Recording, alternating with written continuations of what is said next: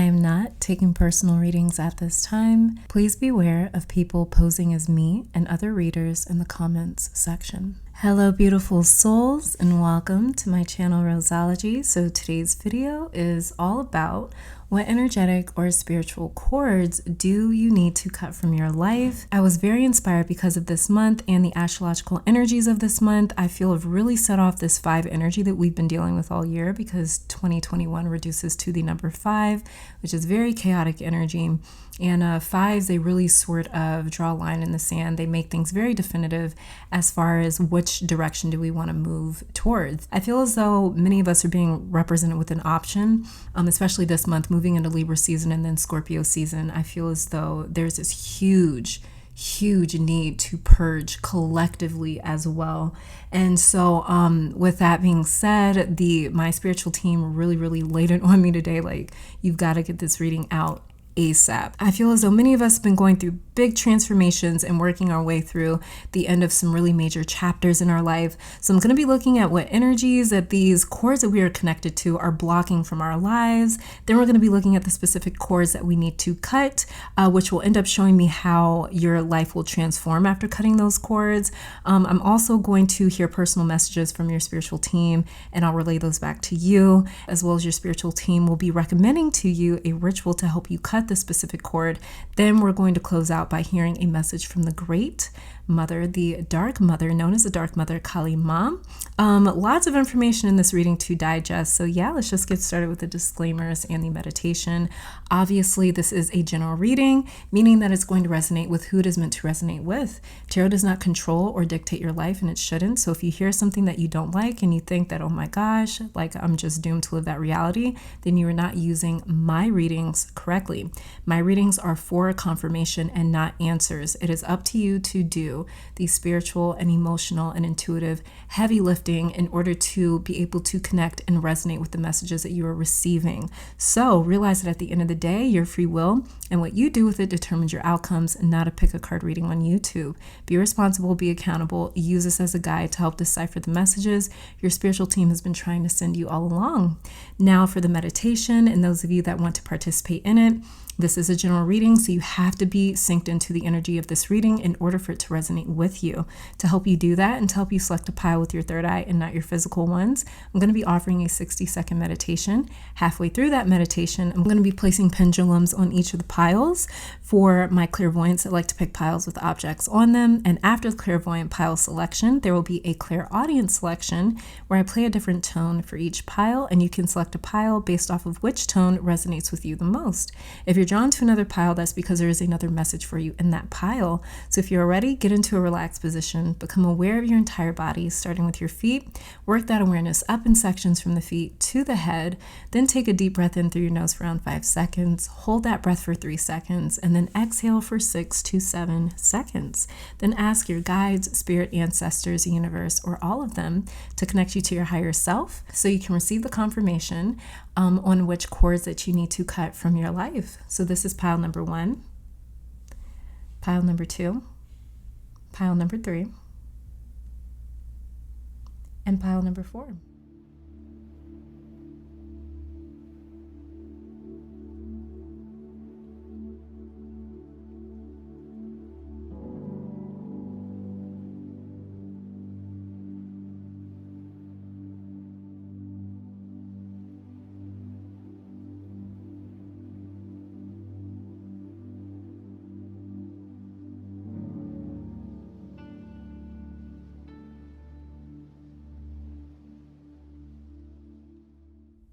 On pile 1 is a black obsidian pendulum.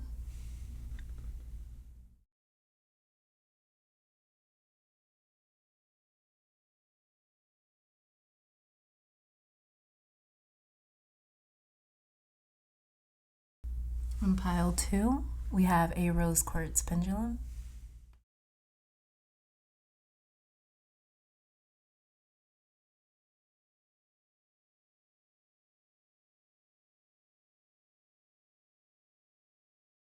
On pile 3 is a amethyst pendulum.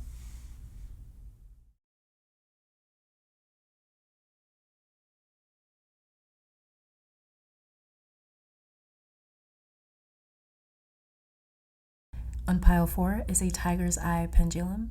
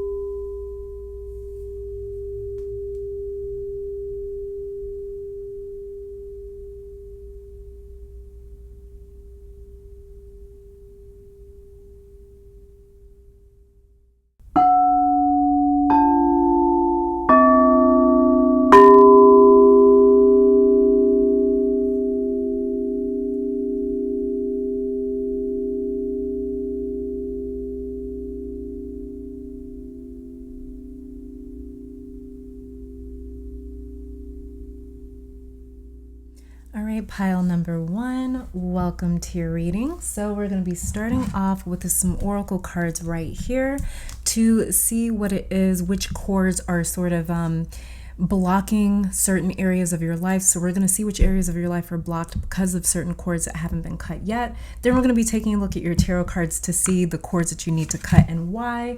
Then afterwards, we're going to be seeing what cutting those cords will sort of free up in your life, what you'll start to manifest after cutting those cords. Then we're going to be hearing a message from your spiritual team. Then they're going to be recommending a specific ritual for you to help you cut those cords if you're comfortable with doing rituals. And then we're going to close out with a message from Kali Ma. So there's a lot of information coming at you guys today.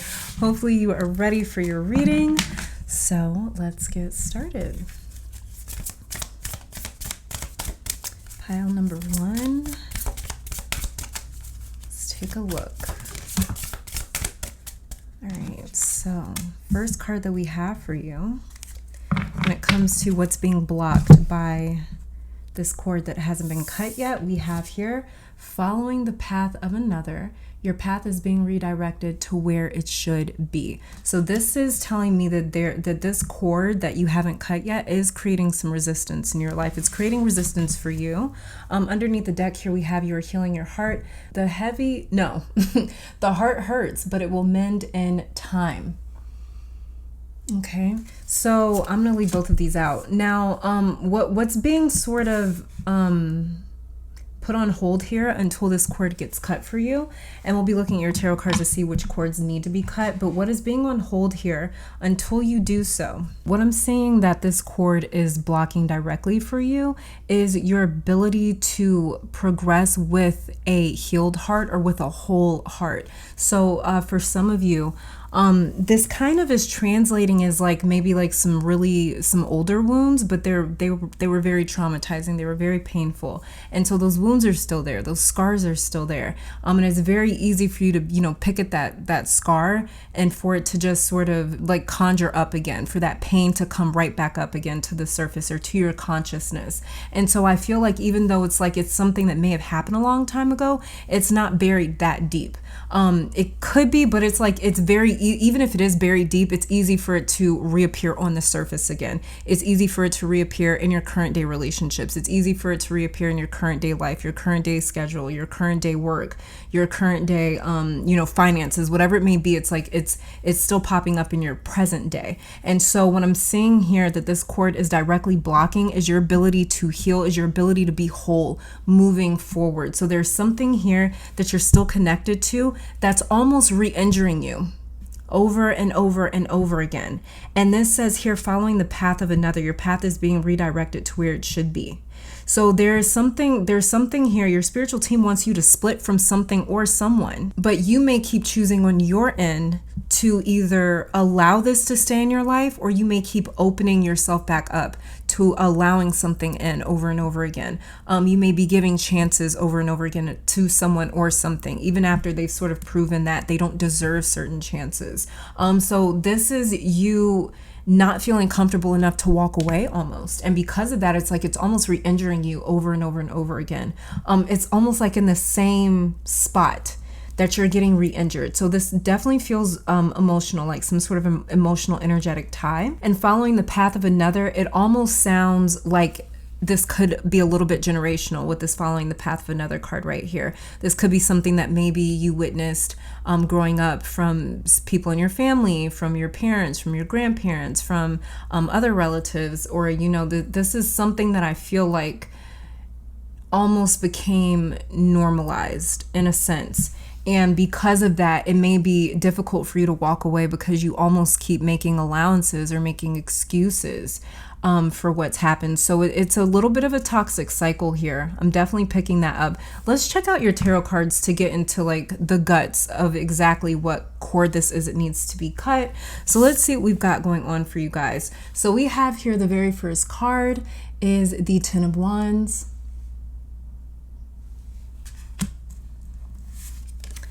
And then we also have here the Queen of Cups in reverse. Okay. All right, this makes a lot more sense. Pile one, the very first cord that I'm picking up for you is actually a belief that your spiritual team wants you to start disassociating from. And that is the belief that love is hard, or that love is difficult, or that love is painful, or that it ends tragically. You are very closed off emotionally is what I'm picking up here. And you may not even know that a part of you has emotionally shut down because you instinctively feel so much. Like it's natural for you. So you may have a Cancer moon, maybe Venus in Cancer, your fourth house may be ruled by Cancer. You may have a Cancer like North Node or a Cancer Sun even. And that could be in either tropical timing or using sidereal timing. But even you could even have Sun in your fourth house, something along those lines. And because you were able to feel a lot, you've been coping with this level of emotional intensity by shutting your feelings down or shutting your heart down when it gets to be too much. But emotion makes you feel alive with this Ten of Wands right here. And you are willing to do the emotional heavy lifting that it takes when you open your heart up to someone. But for some time now, it's like your heart has been closed. Some of you are being challenged to open your heart up to something or someone. You may have recently met someone, maybe started a new business venture or a new project. Someone may have just had a heart-to-heart conversation with you where they told you like, I feel like you won't let me in, or like you're closed off to me, or like I can only get so close to you. They may have alluded to you being emotionally unavailable, or just like emotionally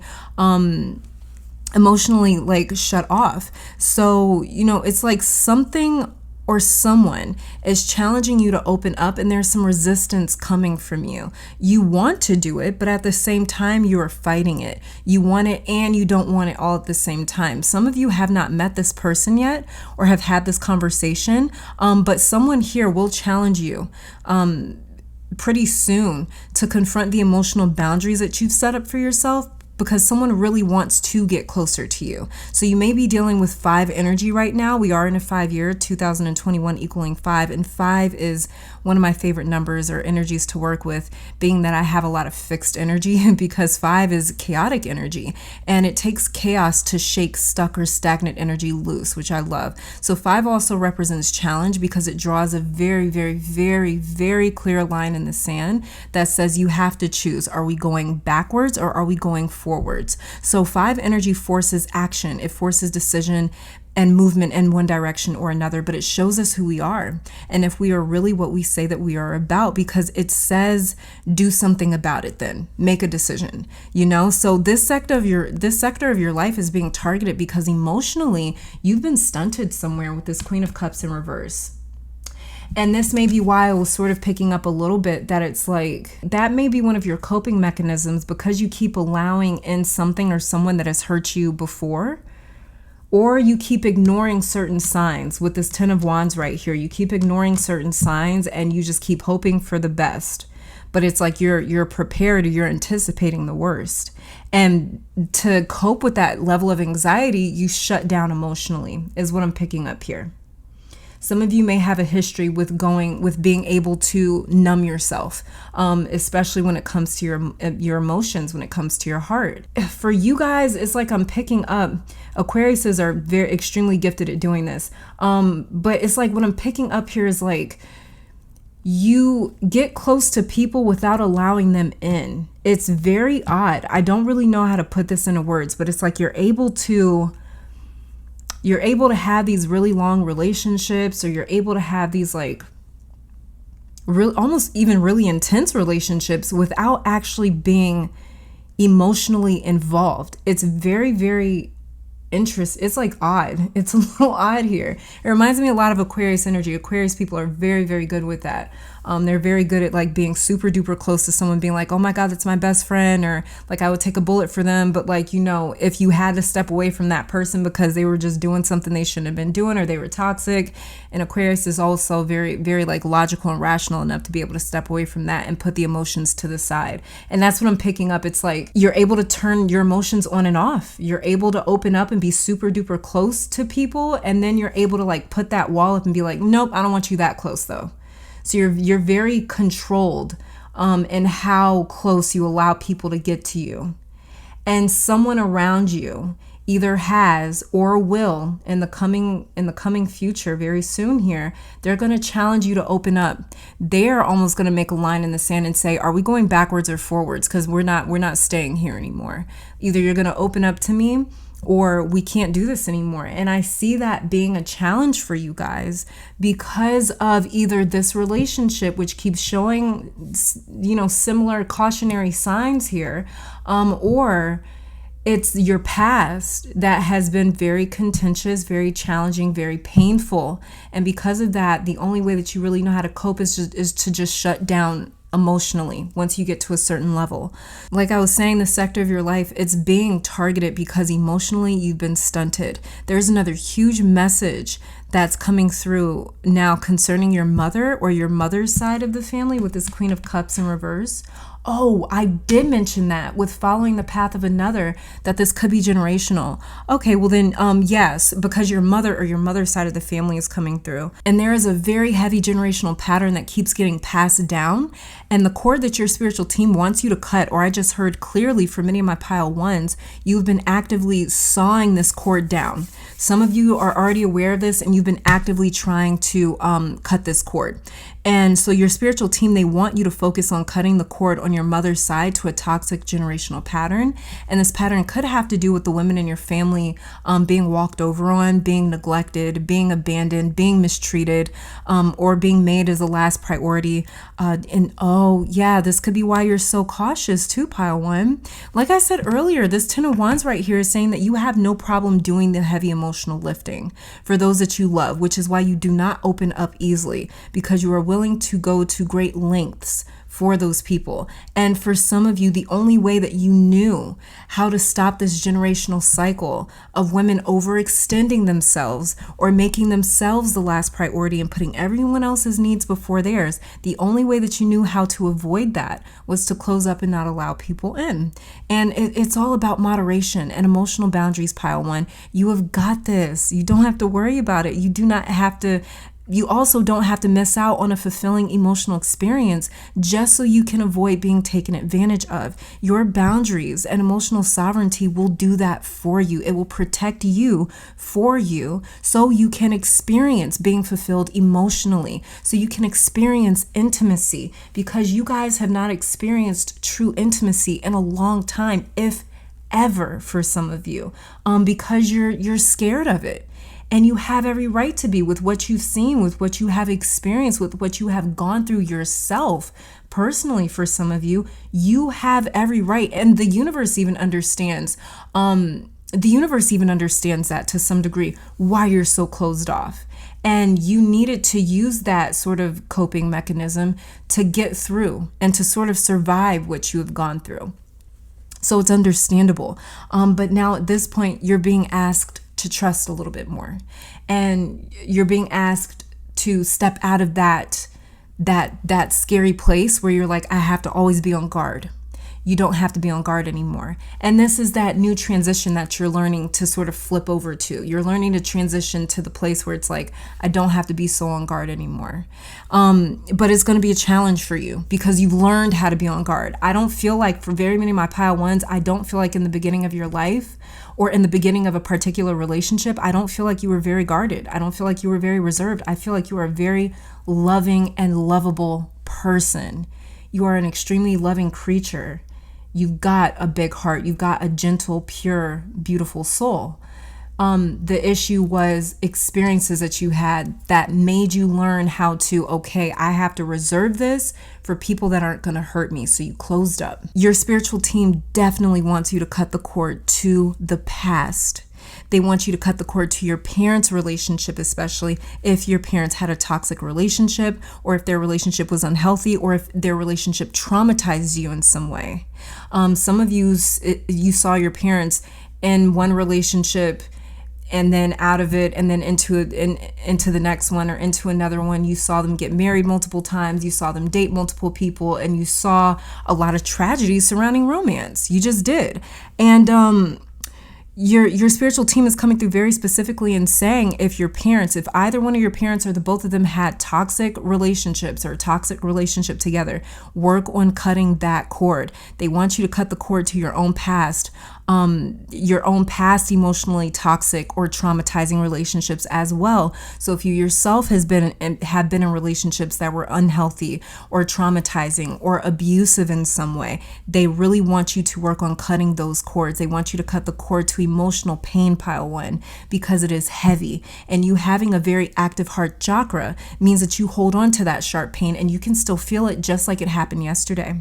So time has passed, and so you're likely thinking that you've released this pain, that you're over it, because now you know how to live with it. But it's like it's just been pushed down, and it's like, just because you learn how to live with it doesn't mean it's gone. It just means you learn how to cope with it. And so your spiritual team wants to work on ridding it from you. And you also don't have to do this alone, I just heard, for you, pile one. So please, if you have been feeling or thinking to yourself, like maybe I should go talk to someone or look into therapy and maybe some professional help, please stop ignoring that thought. Many of you guys do not think that you need it. And that is the problem, is thinking that you're fine because you're good at pushing things down. You're good at pushing them down deep. You're good at being a chameleon and learning how to survive, learning how to cope with things, learning how to live with things. That is what your spiritual team no longer wants for you. They don't want you to live. They don't want you to roommate with your pain anymore. They don't want your past as your roommate anymore for you. They need you to get that out of the way so you can make room for the future. And so, and they're saying as well, you need a safe environment and a controlled environment with someone that knows how to dig these emotions out of you, but with like a moderate sort of pace, because you need time, pile one, with this 10 of Wands right here. You need time to file through all of these experiences and emotionally metabolize them. But you need time, and you need somebody that really knows how to work that out of you in a safe, healthy space. So that is really what I'm saying for you. Let's see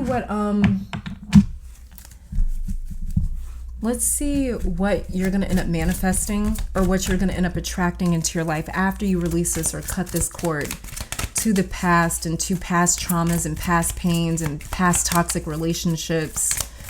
I'm picking up as well, too, a lot of earth energy with this pile. That would be Taurus, Capricorn, Virgo. Because our earth signs are quite good at learning how to do, earth signs are resilient as hell. and very, very good at being able to rationalize, being able to compartmentalize very heavy emotional experiences. So let's see what you are making room for and what you're going to end up bringing in once you release this cord. You already got one card here.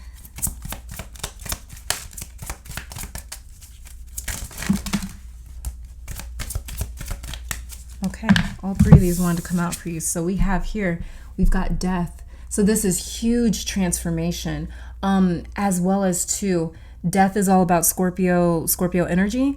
So Scorpio season could be extremely transformative for you. We're going to be moving into Scorpio season towards the end of this month. So towards the end of October, and well into November will be all of Scorpio season. There's something very, very, very significant about Scorpio energy for you, or Scorpio season. Some of you may have Scorpio energy. You may be very dominant when it comes to your Scorpio energy, or your Pluto energy, your Mars energy, 8th house energy. But like I said, again, that could be either tropical timing or sidereal timing. But with this here, one thing that I feel like you guys are going to be able to manifest a lot easier is being able to actually bury the past, being able to actually bury it. Like you're done with it, like it's dead. The past is dead. You're going to actually be able to move on, because that's what death brings. It brings transformation. It brings one ending, and then simultaneously it attracts a new beginning. So this is something you're going to actually be able to put the past to bed once and for all. And then we also have your sacred space. So you're going to feel a lot more comfortable and good and sacred in your own being, in your own body, once you cut this cord. This cord that you guys are still attached to, if this is a person, it's still beating up on your self-esteem, or it's still sort of coming after your confidence. That's what it's actually sucking the life out of, is your confidence, your ability to feel good, your ability to feel divine, your ability to feel sacred. It's really infringing upon your space. For some of you, you may even live with this person for the sacred space card to come up, because that's what I'm feeling like as well a little bit, is like this could be, it could be your space, your home that doesn't feel sacred, that doesn't feel safe anymore. So once you actually cut this cord or separate from this person, energy, lifestyle, whatever it may be, situation, your home is even going to feel more sacred. It's going to feel more relaxing. It's going to feel more peaceful. You are going to feel much more at peace once this cord is cut. And you're also going to be able to connect back to sacred practices. Some of you guys are just like natural born witches. You know, I don't know. I mean, if like the word witch offends you, then I'm sorry. I'm trying to think of a different word for it. A natural, like everyone's spiritual, but it's just like, I feel like my pile ones naturally, you are very into maybe the occult, especially with the Scorpio energy here. You guys are just it's natural for you to be able to get into a sacred space and start practicing magic, practicing ritual, practicing ceremony. And so if that does resonate with you, you're going to get back into that, and you're going to actually pick up a lot of gifts. You're going to pick up a lot of power through this. You're going to pick up a shit ton of confidence as well, because you're really going to connect back to your spiritual side and your spiritual sort of like routine, or you're going to end up creating one that just makes you feel super centered, super good. And then we also have here, look, self-love. This is what I was just talking about. You guys are going to be feeling super, super good about yourself. It's like you're going to feel like you're back on your game. You're back on your grind. I got my spiritual practice back right. My space is feeling sacred again. I'm feeling good in my own body. My, that I was able to start this new thing, or this new beginning, or this next chapter. And you're going to feel like even better at the fact that you were able to leave the past in the past, because that's what's been sort of like, you've been kind of dragging that along because you're still involved with this person or this situation. And I feel as though you guys kind of have this sneaking suspicion that I need to let this go. And if I were to let this go, I would feel a hell of a lot better about myself. You're not wrong about this. Self-love is right here. You're definitely not wrong about this, pile one. Now, let's get a message from your spiritual team as well. Let's get a message from them. See how they're feeling. See what they want to say to you. Let me shuffle these. These actually aren't new, but I haven't used them in a while, so they're sticking. Let's just hear from your spiritual team. Anything that they want to say to you or add on to your message. Let's just give them some room to speak. So if you want, you can try to focus on their energy or focus on your own energy.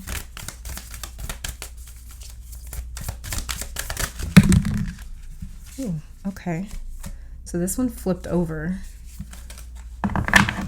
And this one says here, Ecopius, the seer, visionary, I chart the stars, signs, and symbols to craft magic. What the hell did I tell you guys? This is who you naturally are.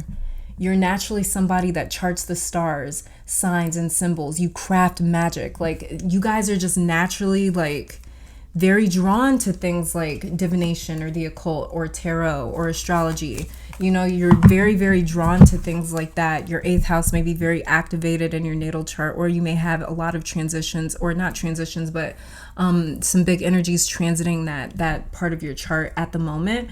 But you guys are just natural born witches, like it says right here. I chart the stars, signs, and symbols to craft magic. You guys are magicians.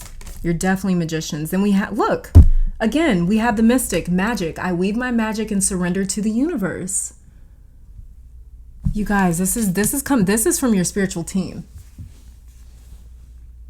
This is what they want to say to you. And then we also have here the Amazon Queen battle. I'm a devoted warrior of the universe. So what your spiritual team definitely does not want you to forget is who you are.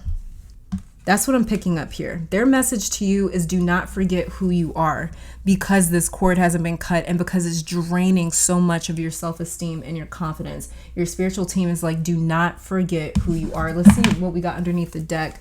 We have the fallen star, shame. I no longer hide my face. I step into my light with love. Yes, this is you guys coming out of your shell, because again, you're going to be developing that self-love after you cut this cord. You're going to feel so much. You're going to feel like a different person once you release this baggage. This is a very heavy weight for you.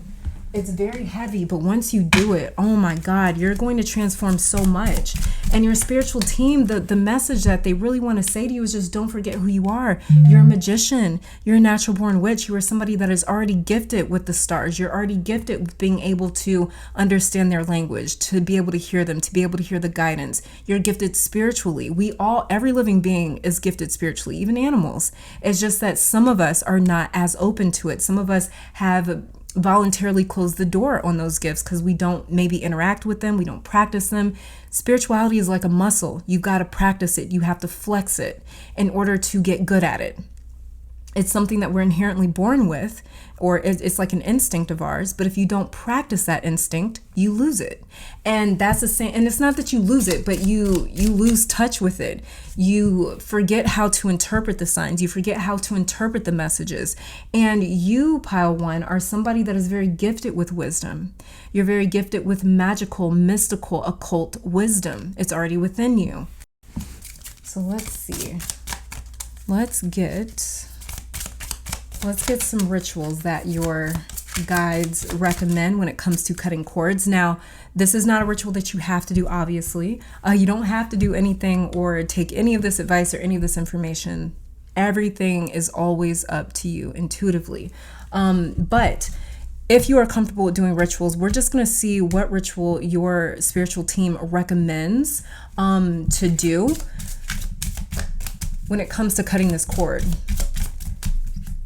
just to get a little bit of assistance or help when it comes to releasing and cutting this cord. Okay, so the ritual that they want you to focus on is a ritual for abundance. It's a ritual for abundance. This is interesting. It says here, purpose. When drowning in lack, when the waters of creativity and prosperity seem to have receded, when your well of inspiration feels bone dry, soak up this card.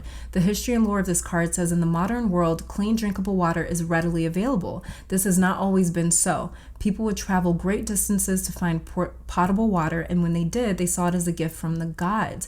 As time progressed and fountains and wells were built, the awe and reverence for water remained, which is where the tradition of throwing coins into a water source and making a wish or sending a prayer of gratitude originated. The tools that they say you need for this ritual is a bowl, basin, bucket, or whatever you've got handy that will serve as your personal wishing well, 2 weeks worth of coins, an image or statue of the Celtic goddess Coventina, who is honored as the goddess who presides over sacred wells, granting the wishes of those who seek her help, or any sort of like, abundant deity that you resonate with. You may not resonate with Celtic energies, but whichever energies that you resonate with the most. And then we have here the ritual instructions. Beginning on the day of the new moon, fill your personal well of choice with water and place your representation of Coventina next to or above it. From now until the full moon, toss a coin into your well and state your wish or prayer to Coventina. It may be helpful to mix up your wishes with positive affirmations such as I am open to receiving, everything I need flows to me smoothly, or I am surrounded by abundance, or whatever it is that you are seeking to manifest. Then it says here for setting the intention, after this moon cycle is complete, gather your coins on the full moon, dry them and place them in your sacred space or a personal space where you will see them every day. Then pour the water from your personal well over soil, which could be your yard, nearby woods, somewhere in nature. And as you do this, envision all heaviness associated with lack being replaced with the fluidity of abundance. Feel yourself renewed and see yourself as the open, receptive vessel, now ready to receive the blessings that you set into motion with this ritual. Now, this is interesting because what I mentioned earlier, what I picked up a little bit earlier for some of you is you may be living, because of the sacred space card, some of you may be living with this person or this character, somebody that has hurt you in the past. You may be living with them, or you may see them a lot. Maybe you work with them, and so it's difficult for you to get away from them. Maybe you're related to them. What I'm picking up with this abundance card is that it may be your finances that are in the way of you getting away from this person, because I did kind of mention earlier, I feel like some of you have this suspicion that if I were to get away from your ass, I would feel way better.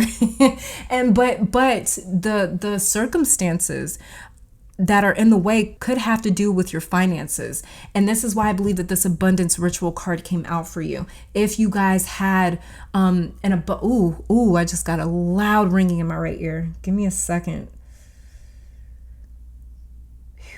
Oh, that was loud. Oh my God. Okay, that must have been confirmation for some of you that this is a financial thing and your spiritual team was really trying to get my attention, because it still hurts. But yes, so this abundance ritual may help many of you get out of this situation and get to a point to where you can sort of get away from this person and really just work on healing your own heart, loving yourself, developing a relationship with yourself, maybe even like repairing your confidence, repairing your self-image, because this person may have had quite a big impact on you. And my right ear is still ringing so loud. That is incredible. Okay, let's get a final message here from Kali Ma, because she is an incredible energy to work with when it comes to transformation, cutting cords, releasing negative energy, protecting. She really protects her children from any sort of parasitic energy, any sort of energy that is negative or wants to attack any one of her children. She's going to be there and she's going to show up and she's going to really fight for you and she's going to really protect you. Okay, so let's see. Let's hear from Kali Ma. Now listen, if you don't necessarily like hearing from specific energies, that's fine, and just skip out on this part. But please do not insult other people in the comments talking about these are fallen angels, okay? Just because you don't believe in your religion and, one type of energy or the other doesn't mean that other people don't. There are plenty of people that work with Kali Ma, Coventina, and a host of other energies, and it is not my space. My channel is not the space to project your beliefs onto other people. We don't do that at this space on my channel. On my channel, we respect everyone's beliefs, period. Okay? The only time we don't respect beliefs is when those beliefs deal with harming another living being. Other than that, whatever you rock with it. Get it how you live. Okay, so let's see. Final message here from Kali Ma. I just wanted to mention that because I see some of those comments sometimes, and I'm kind of used to it being on the internet, but it's like just for people that are trying, it's a very intimate thing when you start developing relationships with your energetic, your spiritual team. And just to, I just like, I'm so far in my own spiritual journey that it doesn't bother me. But for other people, I know that like in the beginning, the last thing that you want to hear is somebody calling something that you resonate with a demon or a fallen angel. Now, moving on. So just please leave that somewhere else, you guys. Leave it somewhere else. Okay. Talk to your friends about it. So the card that we have for you here is Bhadra Kali. All right, and I'm going to read what this means out of the book, so give me a second. Kali Ma's message is to you. It says, our wild, divine mother knows when to become gentle with our hearts, bestowing sweetness that liberates us from fear.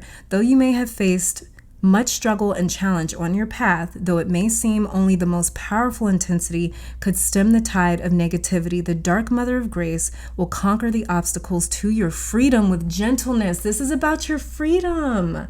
Okay, I was wondering that. Okay, and it says, she manifests herself now as Bhadra the gentle. She will calm the waves of emotion, eradicate doubt and despair, and provide safe and graceful passage through all difficulties. Okay, and it says here, Bhadra Kali or wish-fulfilling Kali. So this is the wish-fulfilling Kali Ma that you guys ended up with in your pile. It says it right here, Bhadra Kali, or otherwise known as wish-fulfilling Kali, is an auspicious and gentle form of Kali Ma.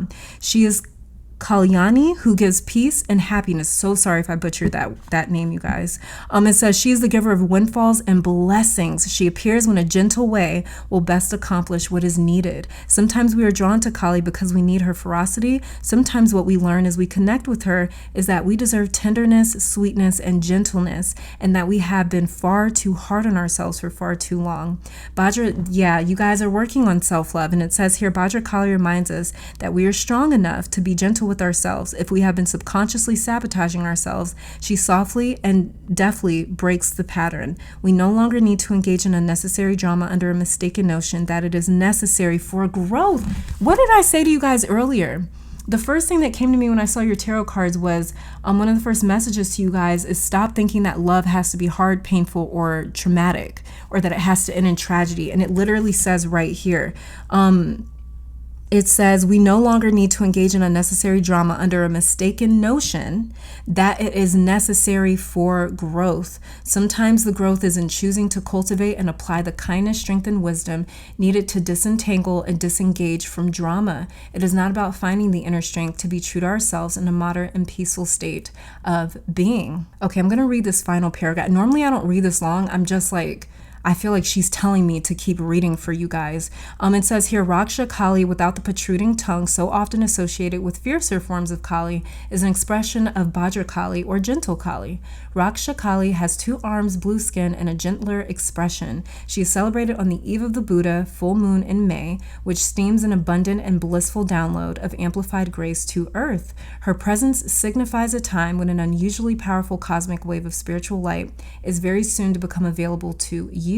Like a surfer sensing and paddling towards a perfect wave, you can attune yourself to this sublime current of divine energy and allow it to lift, guide, and move you. It is prediction of an imminent, joyful, and significant breakthrough. At this particular time, greater progress than usual is opening up for you.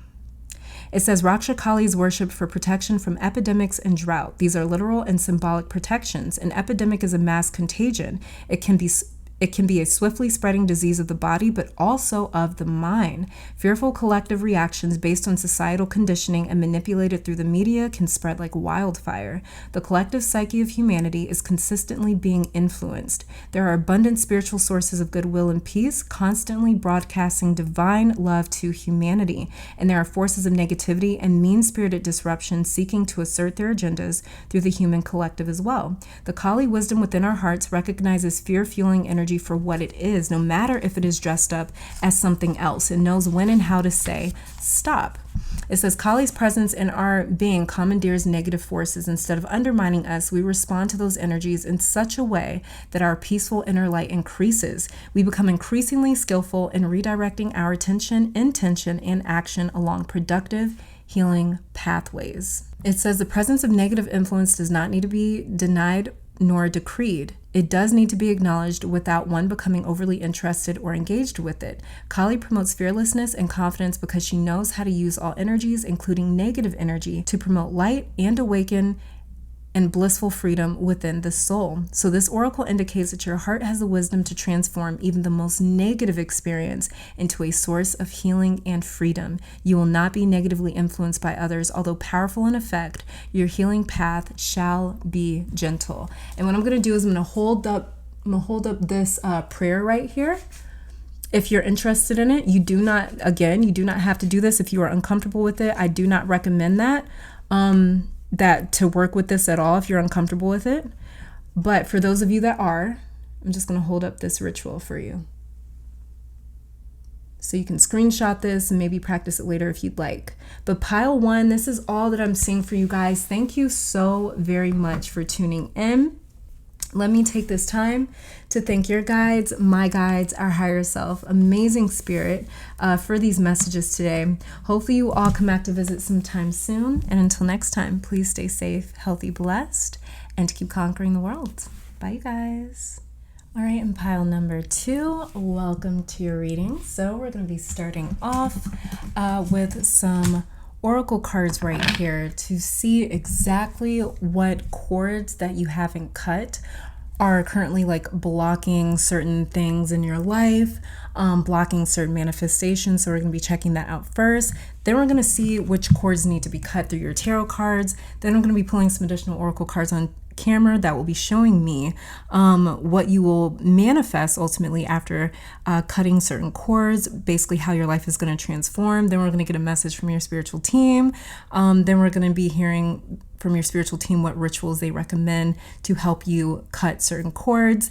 And then we're going to be receiving a message from Kali Ma. So there's a lot of information being thrown at you guys today in this reading. Hopefully you're ready for it. So let's see what is currently being blocked by this connection or this cord.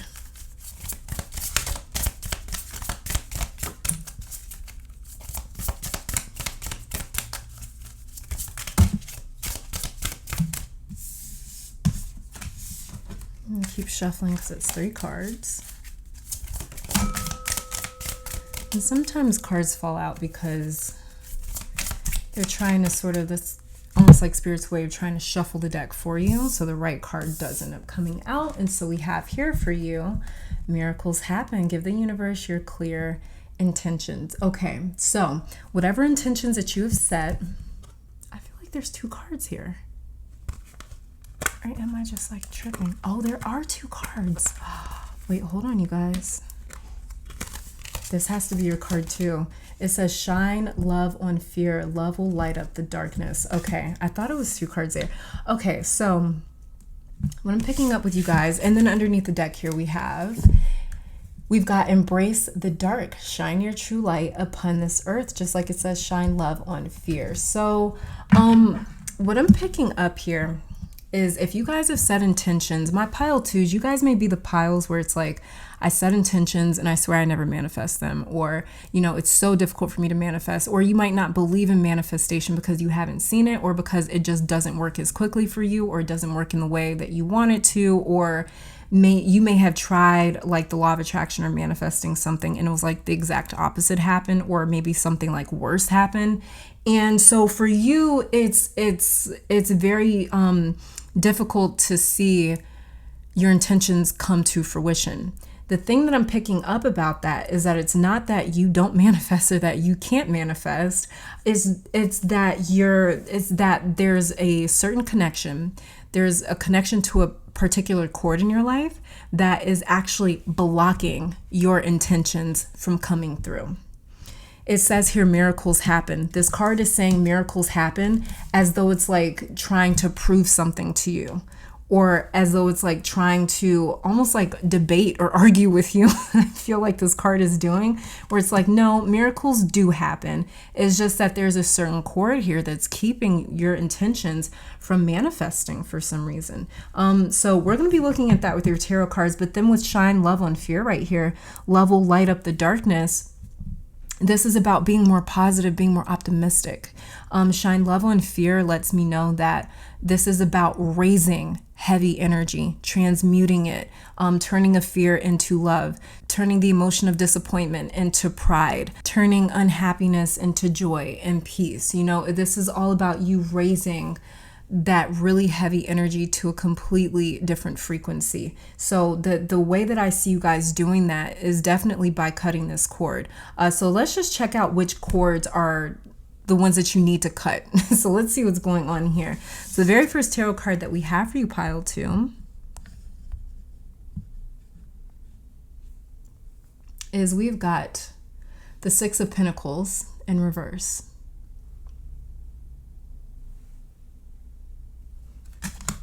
And then we have the King of Wands. Okay. So pile 2, this is more than likely a person that you need to cut energetic cords with. This looks to be a person to me. Almost looks to be a boss or someone maybe that like used to give you money, or maybe they helped you financially. It's almost as if this person like used money to control you or manipulate you or keep you around. There's like some power dynamics here that were a little bit off, and it may have made you feel inferior or like not good at the fact that you needed them, you know, to get by or to survive or to take care of yourself. And this could be like a masculine figure or someone with a lot of masculine energy, but this is a very strange connection because this person helped you. This is what I'm picking up. It's like this person helped you because they enjoyed it. They enjoyed being able to be there for you, but they also loved the fact that you needed them or relied on them, because it almost like bought them protection. Like if they keep providing something to you, then you won't leave them or you won't cut them off. And this is odd because I can pick up on them genuinely wanting and loving the fact that they can look out for you, but there's that flip side to the situation where it's like it also meant that you couldn't leave them. It's like they manipulated you, but they didn't see it that way. They're very blind to their own shadow, you know. And we did get embrace the dark right here. Shine your true light upon this earth. This could actually be this person that's coming through in your reading. This card could be for them, because this person is very unaware of their shadow, whoever this is. I feel like this person maybe has a South Node in Aries or a South Node in Leo, or they have a lot of Aries and Leo energy. Sagittarius as well, since this is a King of Wands down here. They could have their Venus in Scorpio. I just heard possibly even Venus in Leo as well. This person loves to give, but there is a nasty flip side to their giving. If this was any type of relationship, friend, family member, a work relationship, I can see why it may have been difficult for you to cut them off, because wow, this is confusing.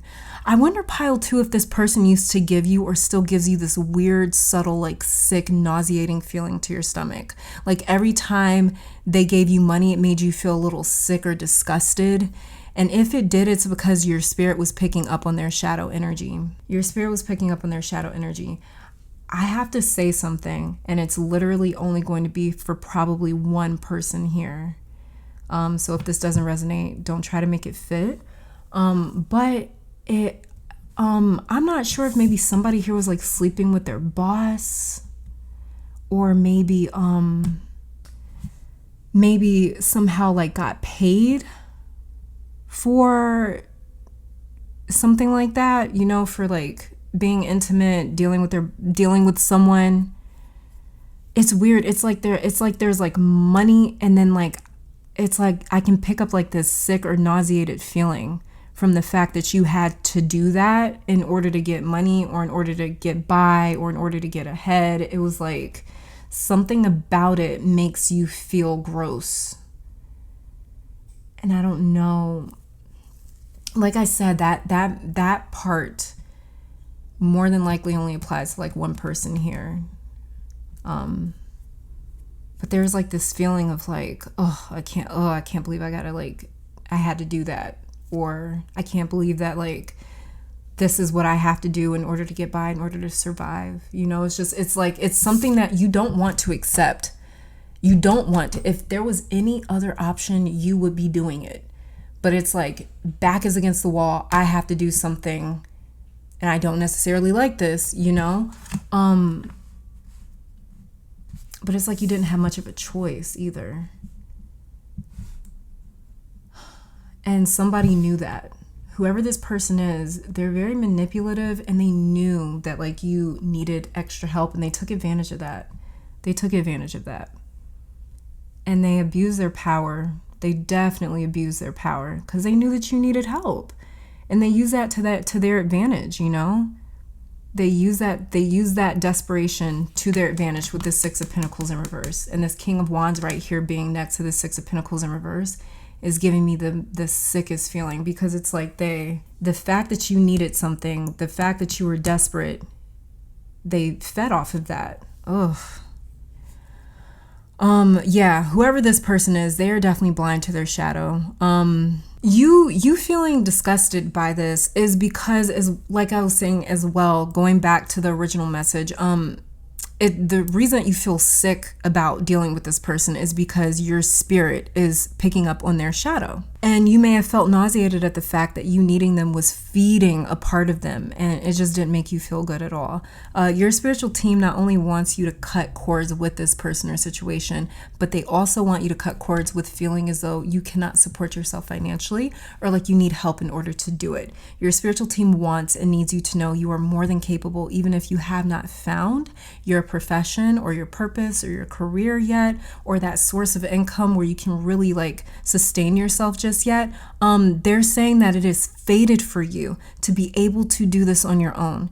And especially if you're like a single parent, or you have somebody that is depending on you, and you've just been doing what it takes to get by. This could even be some like illegal work, like getting paid under the table. This could even be like taking a job for way less than what you're worth, because you have to put up with it. You got to put up with it. For some of you, it could be because you have something on your record and it's difficult for you to get a certain type of job. It's like you had to take whatever you could get. And it's just, you've got a lot of pride to you that it's very difficult for you to be in this position, because you're very aware of the fact that this person is using your needs to their benefit. Your spirit and you are very aware of the fact that this person is taking advantage of your needs, and the fact that you're in a place right now where you're desperate or you need something, and you've got a lot of pride with this King of Wands right here, and you're somebody that knows that you could do this on your own, but because of life circumstances right now, certain position that you are in, that you have found yourself in, it's like you got to do what you got to do right now. But this is what your spiritual team is really, really focusing on. Your spiritual team really, really seriously needs you to know, pile 2, that you are capable. It's just that you haven't necessarily found your niche yet. You haven't found your thing yet. And that's also why spiritually you feel off when you're taking money or help from this person. Some of you, this is your spouse or your partner that makes you ask them for money. You might not have financial independence. This person can be quite controlling, and they like to know how much money you're taking out, or how much you need, or what you're spending the money on. And it just eats away at your independence. You might share a bank account with this person, or they make a little more than you. So maybe they're the ones that's paying the rent or the mortgage or majority of the bills. And because of that, you don't say everything that you want to say, because you don't want to start an argument. And because it's like they've got you in this financial checkmate, And so pile 2, if this is you, go to your spiritual team. I just heard specifically your ancestors. So if you are comfortable with consulting your ancestors, please do that. If not, then pray, go to God about this and ask for financial equality so you can have more control and independence. Also, with this King of Wands, there is a masculine energy or a masculine presence around you that wants you to tap more into your own masculine energy, whether you are a man or a woman. So working with your solar plexus will drastically change your approach to masculine energy. And take it from me, I worked on my solar plexus and masculine energy for months, because with weakened yang energy, it makes it nearly impossible for our creative, attractive feminine energy to manifest and heal. Our feminine energy has to feel safe and secure enough, which is why Cancer, the mother of the zodiac, rules the fourth house, the house of roots, the house of instincts, the house of stability and security. The feminine needs to feel safe enough. Our yin energy, if it does not feel safe, it cannot embrace all of its potential, because it needs protection. It needs boundaries. It needs something there that is in place, sort of insulating it from all these outside influences and energies. And so without that really fortified masculine yang energy, your feminine energy is susceptible, and it is absorbing, because feminine energy, it absorbs. It's negative energy. Feminine is negative energy, and not negative in a bad way, but negative in the way that energy acts. Positive energy exudes. It pushes out. It pulses out. Feminine energy, it absorbs. It ingests. It consumes. And so when we're dealing with feminine negative energy, it absorbs everything. And if you do not have that masculine yang energy around you, keeping and repelling things out that aren't supposed to be there, it's going to, whatever is on the outside is going to seep into your feminine energy. Your feminine energy is going to absorb it, and it's going to almost become it, because that's what feminine energy does. It consumes. You know the saying, you are what you eat. So whatever you consume is what you sort of become. And this is what I'm seeing here with this King of Wands. There is a masculine energy or entity around you that wants you to work on your own masculine energy. And you do this by working with your solar plexus chakra. So masculine energy will help protect that process and provide a lot of security and protection. So work with masculine energy, work on healing it, and work on feeding it as well. Your masculine energy is almost depleted in a sense, so regularly feed your masculine energy, because it will protect you, and it'll completely reverse the power dynamics in this situation or relationship, where you go from needing them to being able to depend on yourself. Because if there's one thing that masculine energy does, it says, I am. Wow, I literally just got an email right now, how to clear spiritual blockages. That is hilarious, you guys. It's very funny. But anyways, yes. So work with that masculine energy, work on feeding it, because like I said, it will help you flip the scales. It'll help you reverse them.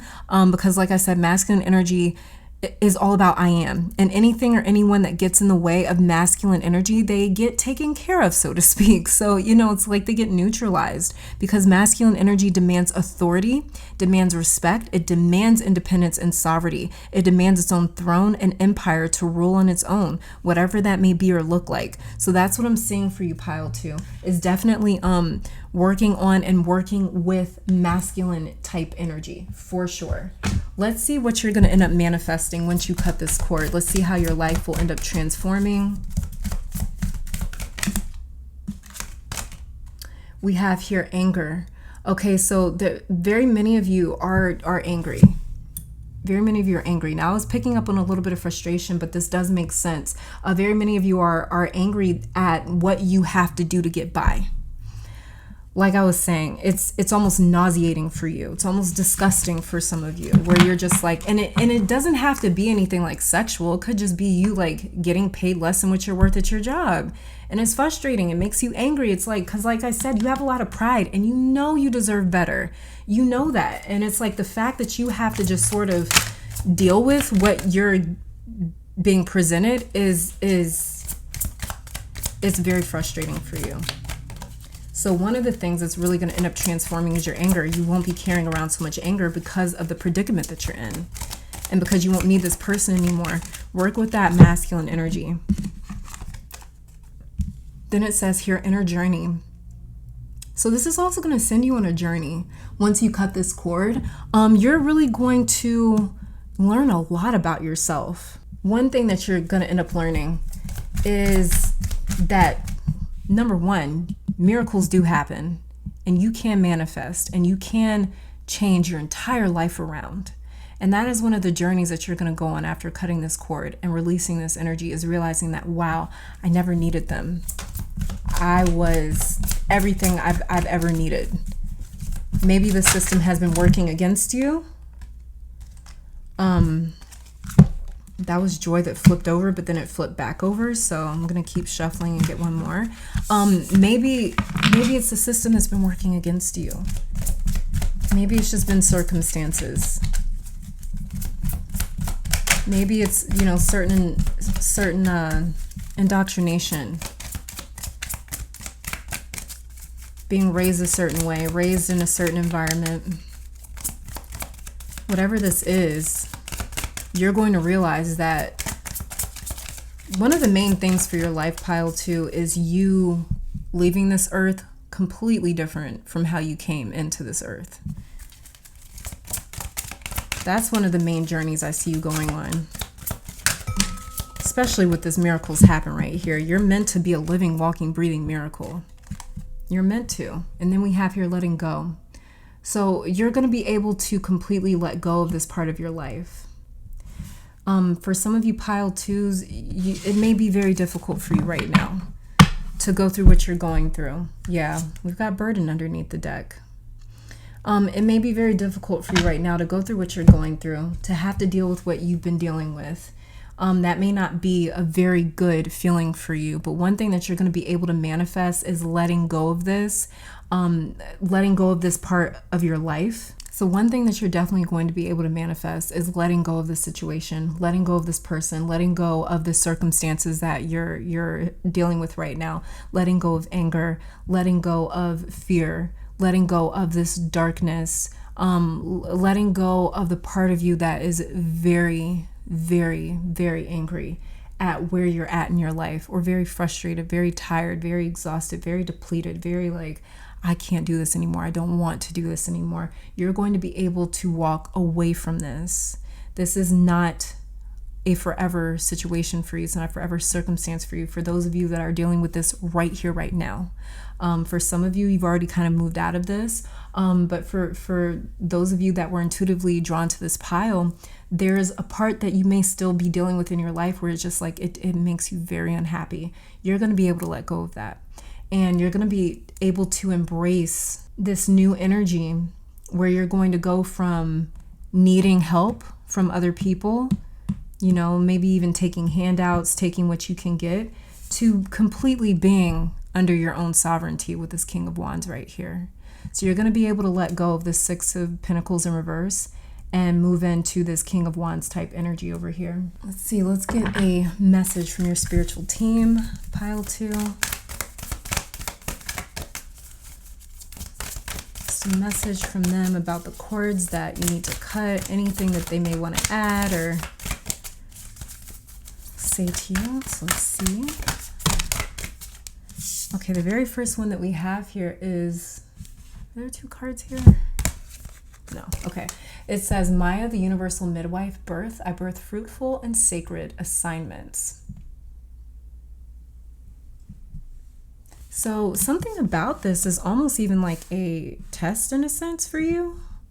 Some sort of a spiritual test. I honestly believe like it has to do with faith, just believing that you can get out of this situation, that you can turn your life around.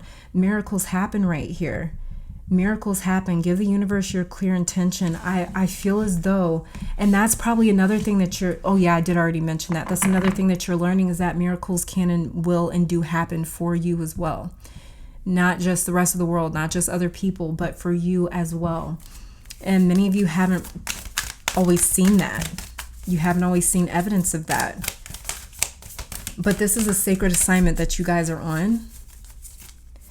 And, you know, you can turn your life around, pile 2. For those of you that are still doubting that, you can. Take it from me. I turned my entire life around. I'm not the only person. There's plenty of people that have, and that are doing it right now. And you are one of those people too. You're fated to do that. You're fated to turn your life around. Okay, and then we also have here another message from your spiritual team is the Jade Star Surrender. I'm ready to let go with self-compassion. Okay, and then we also have this letting go card right here. So this is about being a little bit easier on yourself too. So some of you guys kind of blame yourself for where you're at right now. You kind of blame yourself. And then underneath the deck here, we have the Diamond Star Destiny. I focus on service and follow my higher purpose. I'm going to leave this out just for you guys, because it's like there is a higher purpose for you. You might not be tapped into that right now because of what you've been dealing with and what you've been going through, but there is a higher purpose for you to follow. It is a part of your destiny. And some of you guys, you almost blame yourself. And this is another thing as well that you guys need to cut cords with, is in blaming yourself and in saying like, I did this to myself. The reason why I'm living the life that I'm living, the reason why I have to do the things that I'm doing or get by with the techniques that I'm using to get by is because of me, is because of these decisions that I made or because these mistakes that I made. You know, some of you guys may have made some mistakes in the past, but guess what? We all fucking have. Whether people want to be honest about that shit or not, we have all made mistakes. I will be the first one to tell you, I've made some horrible mistakes in my life. Definitely. And you can't let the mistakes define you. This is one of those journeys that you're on right now. You might think that you haven't started your journey yet. You started your journey the moment that you were incarnated, the moment that God decided to bring you here, to send you here. Your journey began. And so you've been on your journey. You've been on your path this entire time.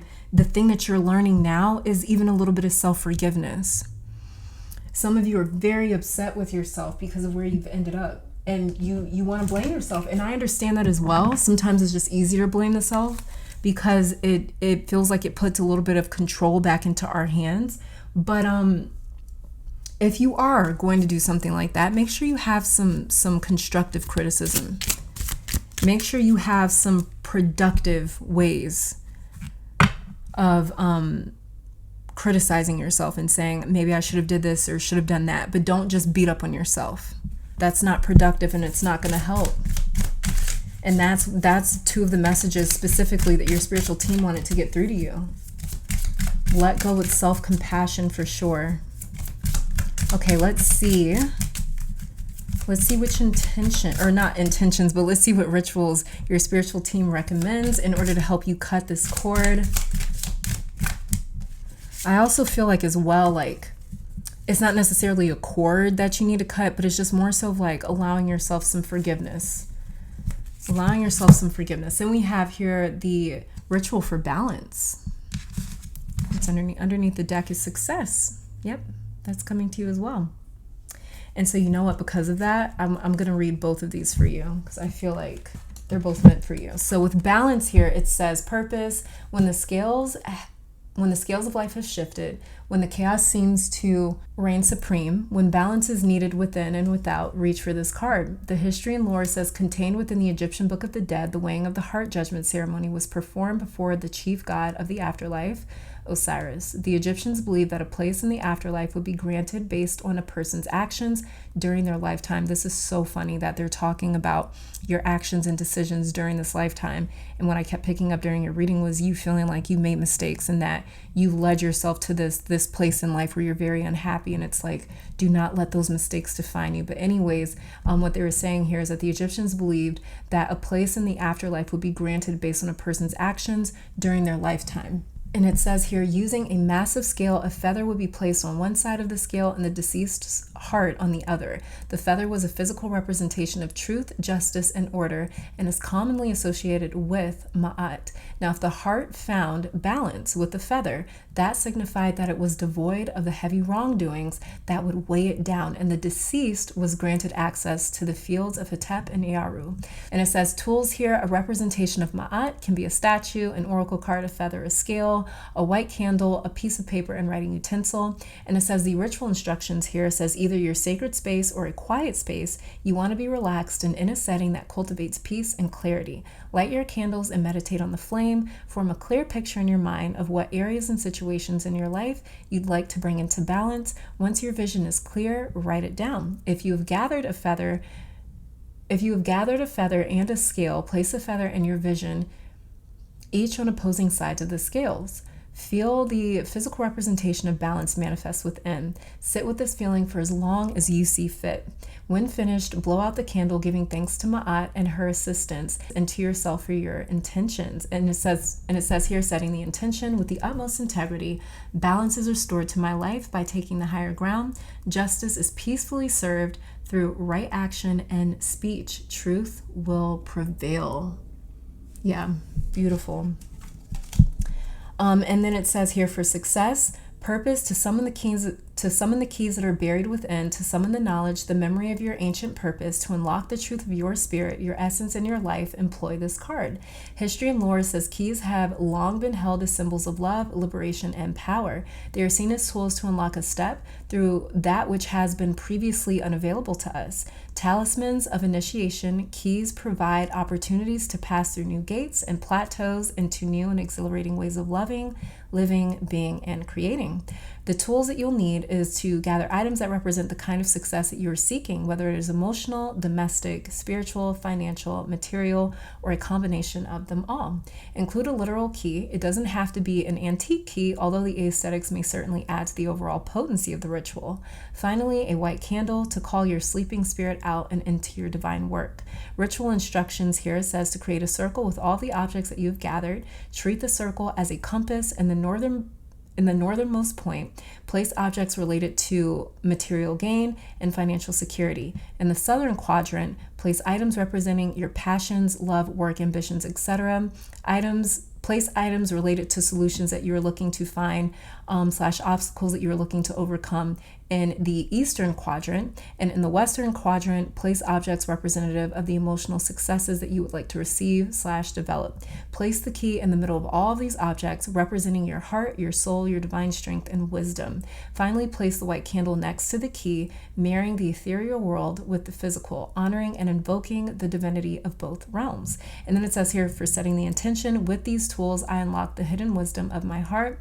With this key, I remember my divine power. With this ritual, I remember that I have everything within me to create all I desire for the good of myself, for the good of all. So mote it be. Beautiful. So these are rituals for balance and success. You can do them if you are comfortable enough to do them. This is not something that you have to do. I do not recommend people do anything spiritually related or rituals or ceremonies or anything like that unless completely comfortable and completely into it, because if you have any sort of fear, any sort of reservations, you will conjure up an experience that will basically validate those emotions and those feelings.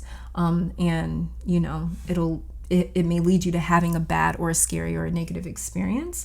And that is, you know, it's never been my experience. I've never experienced anything negative or bad with working with rituals and ceremonies and things like that. But that is also because I worked on my fears before getting into spirituality and things of that sort. So yeah, I would definitely recommend that at first, working on that. But if you are comfortable, these are some really good rituals. I actually love these myself. So yeah, now let's get a final message here from Kali Ma.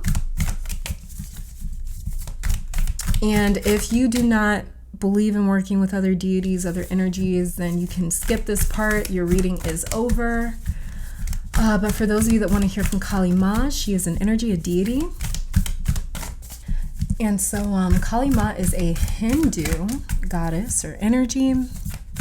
She's known as the Dark Mother, the Divine Mother, because she is all about transformation and protection. She even helps to cut cords as well. So I thought it was extremely appropriate to hear from Kali Ma. Again, if you do not believe in energies like this, I'm only mentioning this because I've seen a little bit of an uptick in these types of comments lately. But if you don't believe in this, please do not insult people by calling her or any other energy associated with these readings fallen angels and demons, okay? You wouldn't like it if somebody called your God and your angels and what you believe in demons, devils, or fallen angels. So please have respect for people's beliefs. And if you don't have respect for that, then you will be blocked, okay? So I don't play that over here on my channel. I want everyone's beliefs to be not necessarily validated, but just, respected. So yeah, so you guys, pile 2, you got Bhuvanesvari. I think I said that right. If I butchered it, I'm so sorry. But Beautiful, beautiful card. I'm going to be reading her message to you out of the book. So give me a second. And then underneath the deck, I'll show you guys this too, but I won't be reading this one, is Mahavijaya, I think. I'm not sure, but beautiful. And what it says here for Bhuvaneswari, it says, our cosmic mother is the light bringer, the sun and the moon, the light of renewal and healing. She is the divine voice, the sound of creation, the sublime note that births a golden era. Hers is the capacity to create a clean slate and a fresh start. She is hope and she is arising. She protects and preserves that which is worthy of the heart. She shines in a perpetual state of divine beauty and radiance, reigniting our creative fires and attracting to us the most supportive and honoring circumstances. Her presence signifies utmost grace. So I find it very interesting that for your reading, the card that came out from Kali Ma is all about surrounding you with supportive and honoring circumstances that will honor you, circumstances that will support you, not circumstances that are going to put you in a position like the Six of Pentacles that we talked about in reverse throughout your entire reading. Certain circumstances that put you in a position where you have had to maybe act desperately or do things out of desperation or do things that you normally otherwise would not do.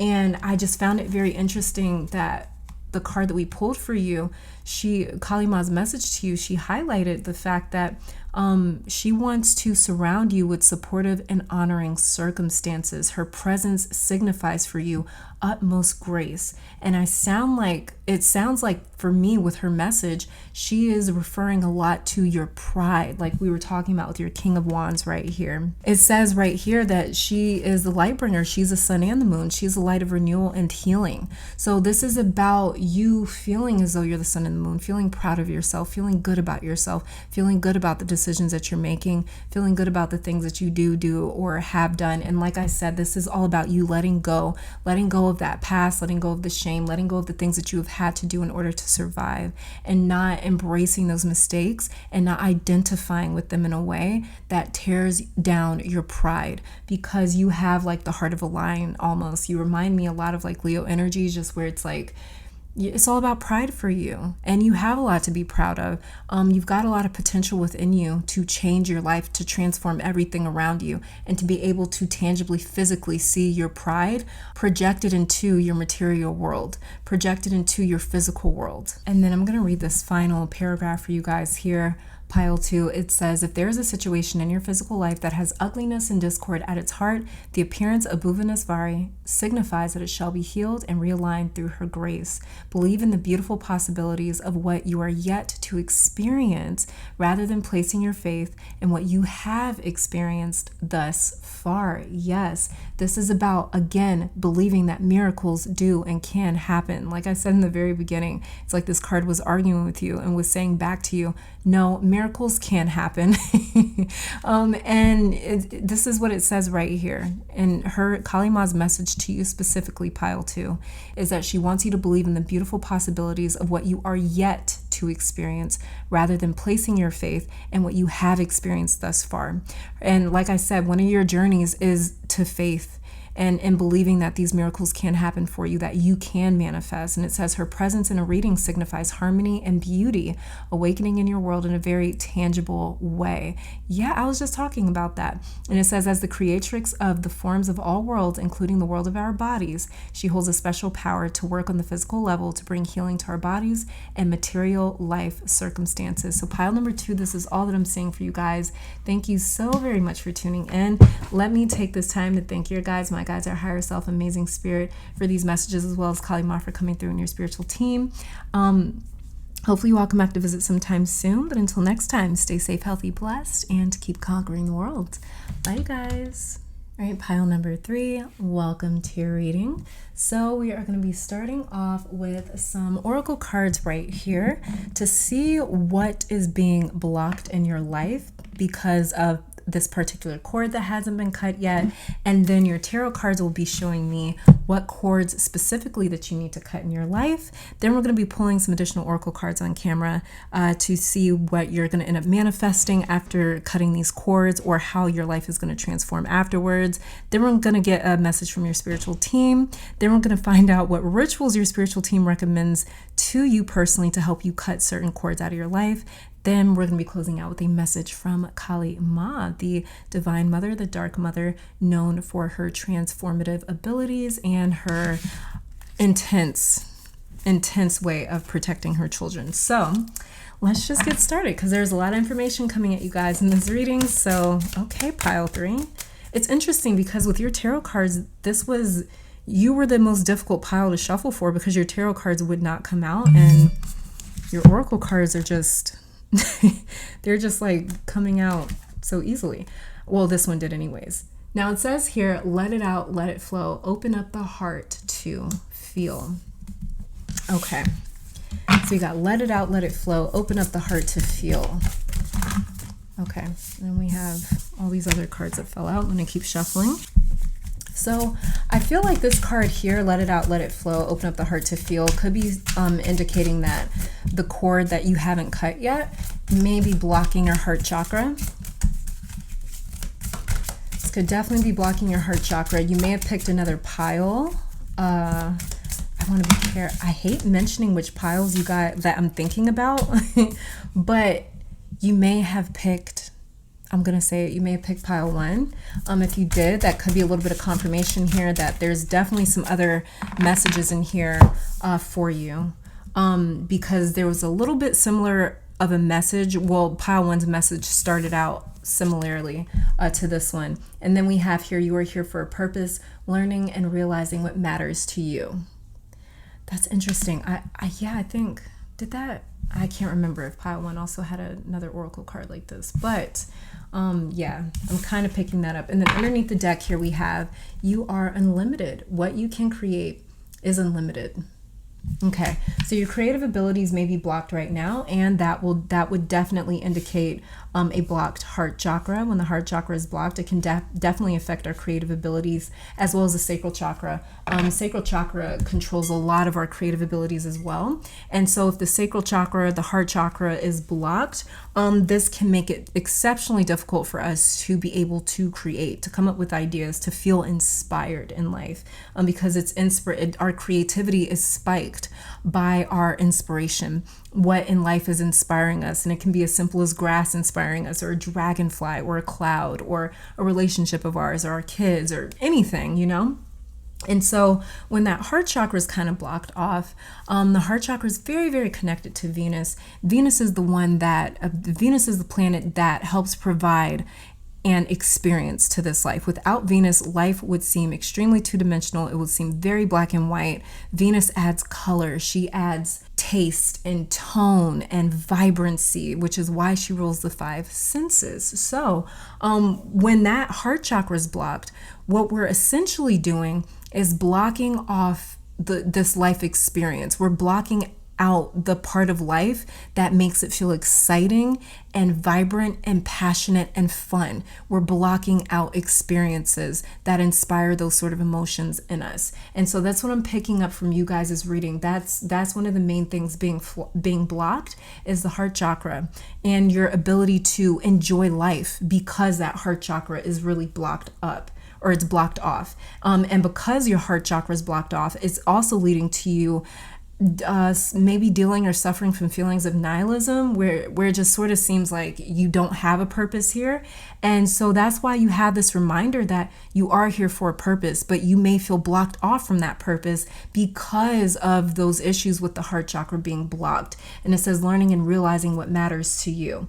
So there may need to be a little bit of adventure here. You guys may need to almost like spark that heart chakra back into action here. It says you are unlimited. What you can create is unlimited. So some of you guys are also creatives. You're artists. You're the type of people, you either work with your hands or you work with your mind, and you see things in your mind's eye and you bring them to fruition in the physical realm. But you may be suffering from a little bit of creator's block right now, again, because of that blocked heart chakra. So let's check out your tarot cards here, and then we're going to see, because of your tarot cards, exactly which cords need to be cut in your life. Because right now all I'm seeing is what these cords are sort of blocking in your life, or creating a little bit of issues around. So first tarot card that we have for you is, we've got the Lovers in reverse. Okay.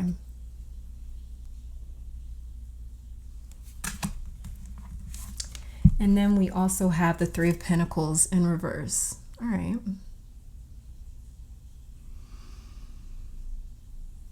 So I'm honestly not surprised.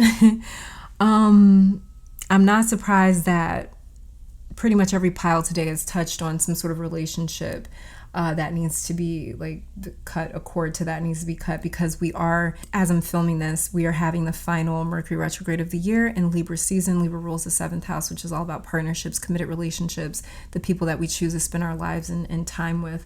So I'm not shocked that this is coming up so much, because this pick a card came to me so heavily, and I was like, I gotta do it.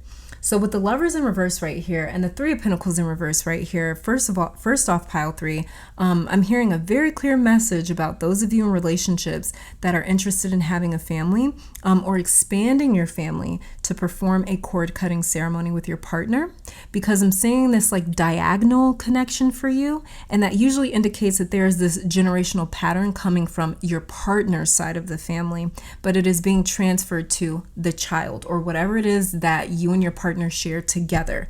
You and your partner could share a business together, and it's the energy coming from your partner's side of the family that is affecting this business. Just because it's not a human child that you and your partner share does not mean it can't be affected, right? So, if you haven't had kids yet with your partner, perform a cleansing ritual with them. If they don't want to do that, if your partner isn't interested in that, or if they don't believe in stuff like that, then do it yourself. And you can do this however you feel comfortable, pile 3. You can do this with prayer, with scriptures, Psalms. The entire book of Psalms is a book of spells. Many people correlate the book of Psalms and the Christian canon to.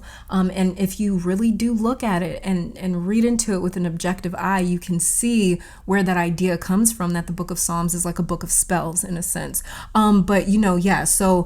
Prayer, scriptures, you can summon archangels or your own personal angels. You can do this through your ancestors with visualization. If you have a priest, a priestess, a pastor that you trust, get them to pray and to help cleanse the generational lines from you and your partner.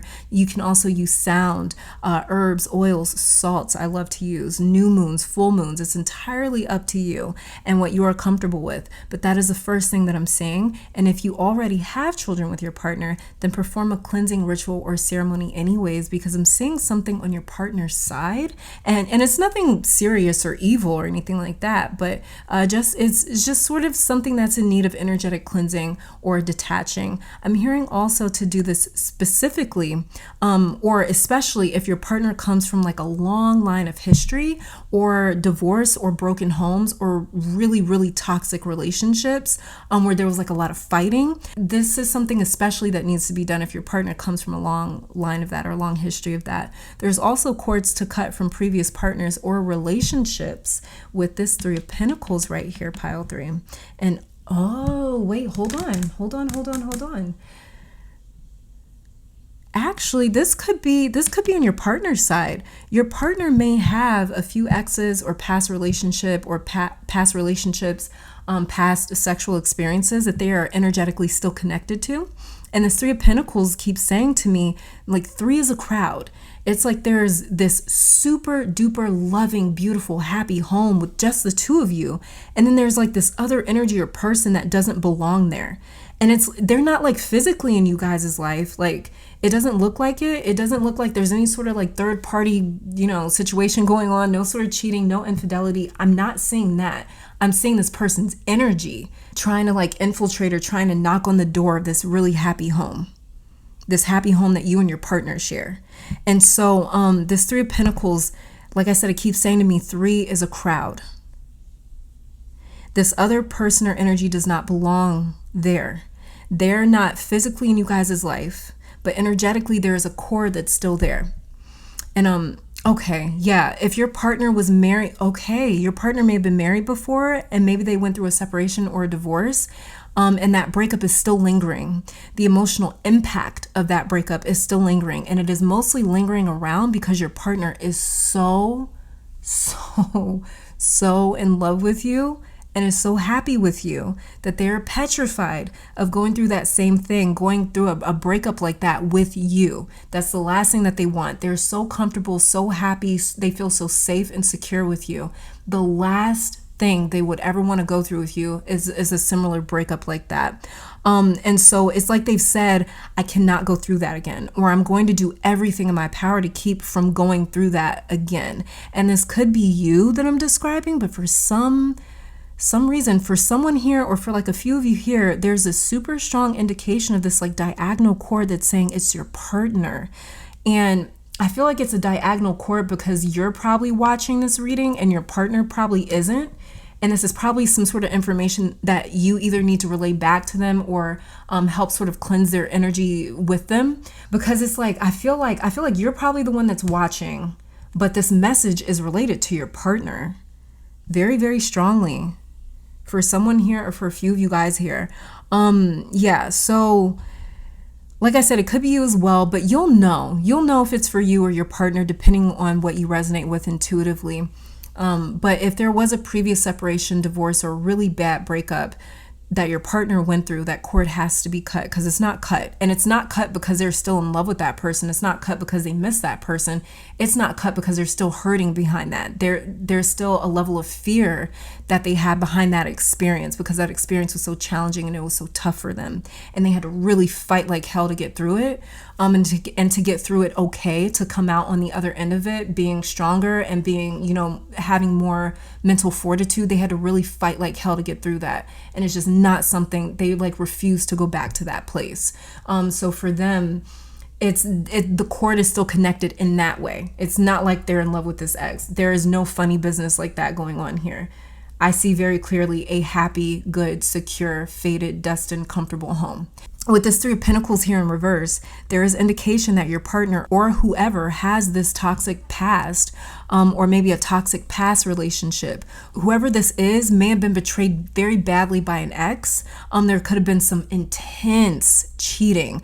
Not like, oh, it was like a one-time thing because I got super drunk or I was out traveling or, whatever. But this is like whoever was getting cheated on in their past, this person that was cheating on them had like a whole other relationship going while they were committed to you or to your partner. And this person was like reckless with it. Like they were spending money on this third party. They were possibly paying the bills of this third party. They may have even had a child on you or on your partner with this third party. But your partner or you are still impacted by this level of betrayal because it runs deep. And someone had a whole other life and world while being in a committed relationship or marriage to you or your partner. So it was either done to you or done to your partner. Could have even been done to the both of you guys. Now there is another way that this message could be taken. I'm not picking it up at all, but I just wanted to put that out there in case this is someone else's, in case this is someone's sort of story here. But there is a possibility that with this Three of Pentacles right here in reverse, that some of you here may have met your partner while they were still with someone else, or you may have met your partner while you were still with someone else. And this needs to be cleared from your relationship with this Lovers in reverse because it's still lingering. And I'm not going to lie, it would be best if you and your partner both could do this cord cutting ceremony or like energy cleansing ritual together. And like, your partner, like if your partner's not into shit like this, if they're just like, oh my God, my wife or my husband or my boyfriend or my girlfriend or my life partner is like, they're watching another damn pick-a-card reading and it is woo-woo shit again.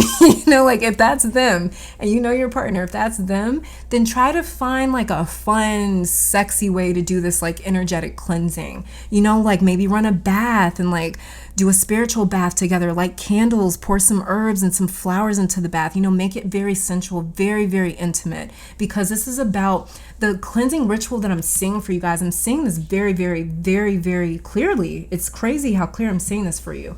But what I'm seeing that your spiritual team is showing me is like the way that you and your partner cleanse you guys' energy together and cleanse your relationship together is by focusing on the intimacy that you guys have, focusing on the closeness that you guys have, focusing on the loyalty and the commitment and the honesty and the love that you guys have and the happiness that you guys have together. And so it's almost like just recreating that helps to really flush this cord out of your relationship, because it's connected to the both of you, because it's connected to your relationship. So whether this happened to just you or just your partner in the past, it's like it's following your relationship. And so I'm seeing very clearly your spiritual team is just like there's a way that they want you to cleanse this by just doing something that's very fun, sensual, and intimate, maybe even sexy with your partner, just to kind of get rid of that. So yeah, that's just what I'm seeing here. Now, for those of you that are single, for those of you that are still single, that aren't with a partner right now, this is about you cleansing your energy of past sexual partners, past sexual experiences, especially if those past sexual experiences were traumatic or abusive, or if the relationship was traumatic or abusive. This is about you cleansing those past partners and those past experiences. For whatever reason, though, your sexual partners keep coming up, to kind of cleanse that. Any sort of, yeah. Because, you know, it's the thing. It's very, very easy to contract spiritual energies and entities through sex. We create humans through sex. So sex is extremely powerful. And it's not just powerful physically, it's also powerful spiritually and mentally and emotionally, which is why when certain traumatic things happen during a sexual experience, it affects us mentally, physically, emotionally, and spiritually. So, yeah, for sure, this is about you guys kind of cleansing. Like I said, if you're single, it's about you cleansing that, especially if you're single and you're interested in being in a relationship in the future, then this message is coming through. You were drawn to this message because, very clearly, I have to say this because I'm hearing it from your spiritual team, you were drawn to this pile and to this message because there is a lover, there's a partner coming in for you. And before they come in to your life, your spiritual team wants you to focus on purging your past partners, your past sexual partners from your energy, because they're still attached in some way. They're definitely still attached in some way. Okay, so let's see what it is that you're going to manifest after cutting this cord, or how will your life transform after cutting this cord from your life. So let's check it out. Okay, so we have your home. Like I said, I keep seeing for your pile just a happy home. I keep seeing a happy home. So there may be a few disturbances.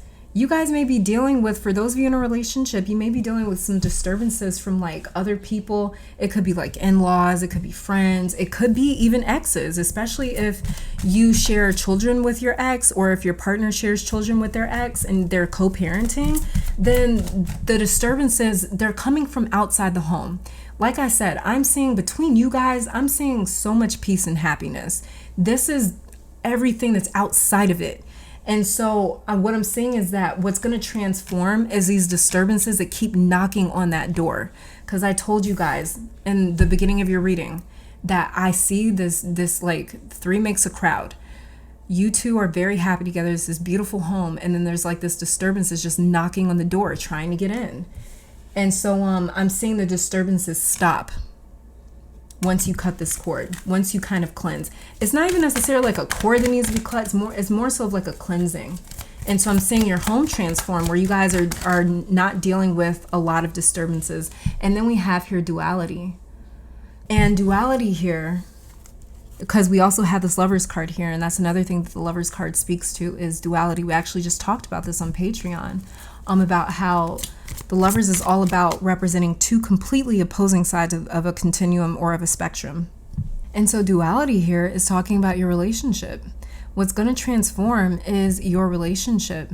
So if you've been going, if your relationship has been a little strained or a little stressed because of these outside disturbances knocking on the door of this happy home, what's going to change is your relationship with this duality card right here, where there's a lot more peace in you guys' relationship and in you guys' home, because you're not gonna keep getting disturbed. You're not gonna keep getting that knock on the door. Once you guys cleanse this, it's like whoever is causing these issues, or trying to cause issues, or trying to insert themselves into your home, into your family, into your relationship, whoever's trying to maybe instill doubt or just cause problems, you know, because misery loves company. And that's what I'm picking up. It's not like this person's trying to like cheat with your partner or anything like that. It's just more so like misery just loves company. They just like poking at you guys or making you upset or stressing you out because you guys are so happy.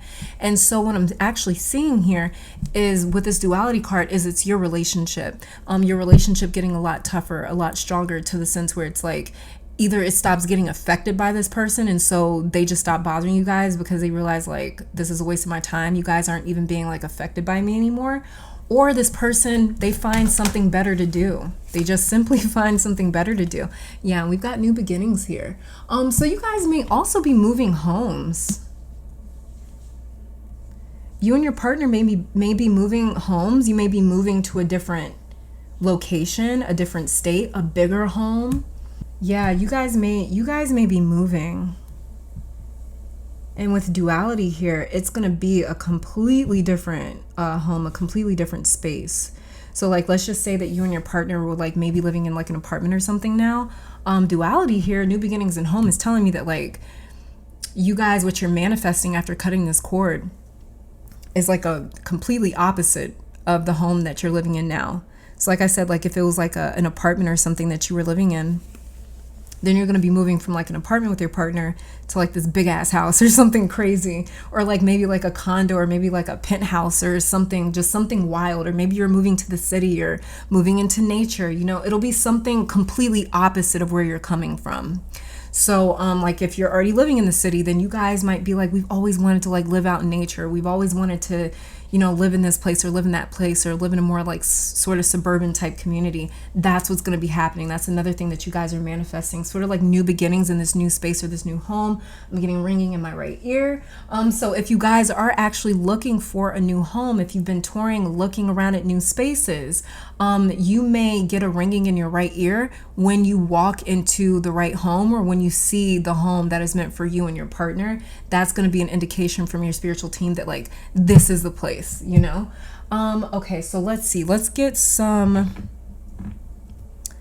a message from your spiritual team.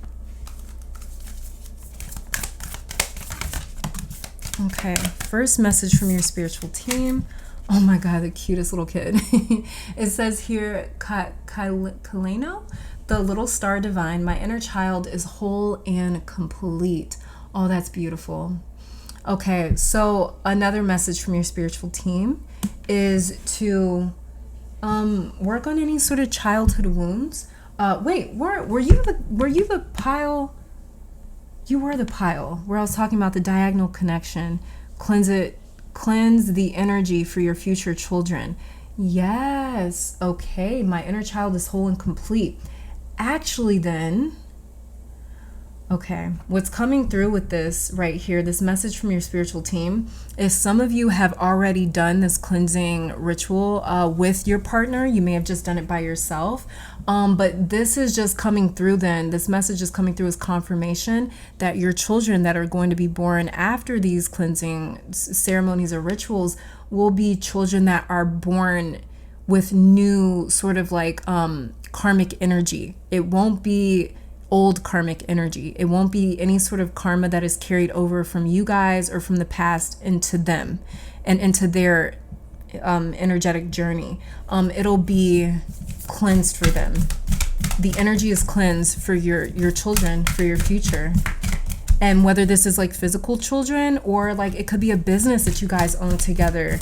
It could be adopted children. It could be pets. It could be a home. Whatever it is that you and your partner produce together, it is going to be completely cleansed energetically and karmically.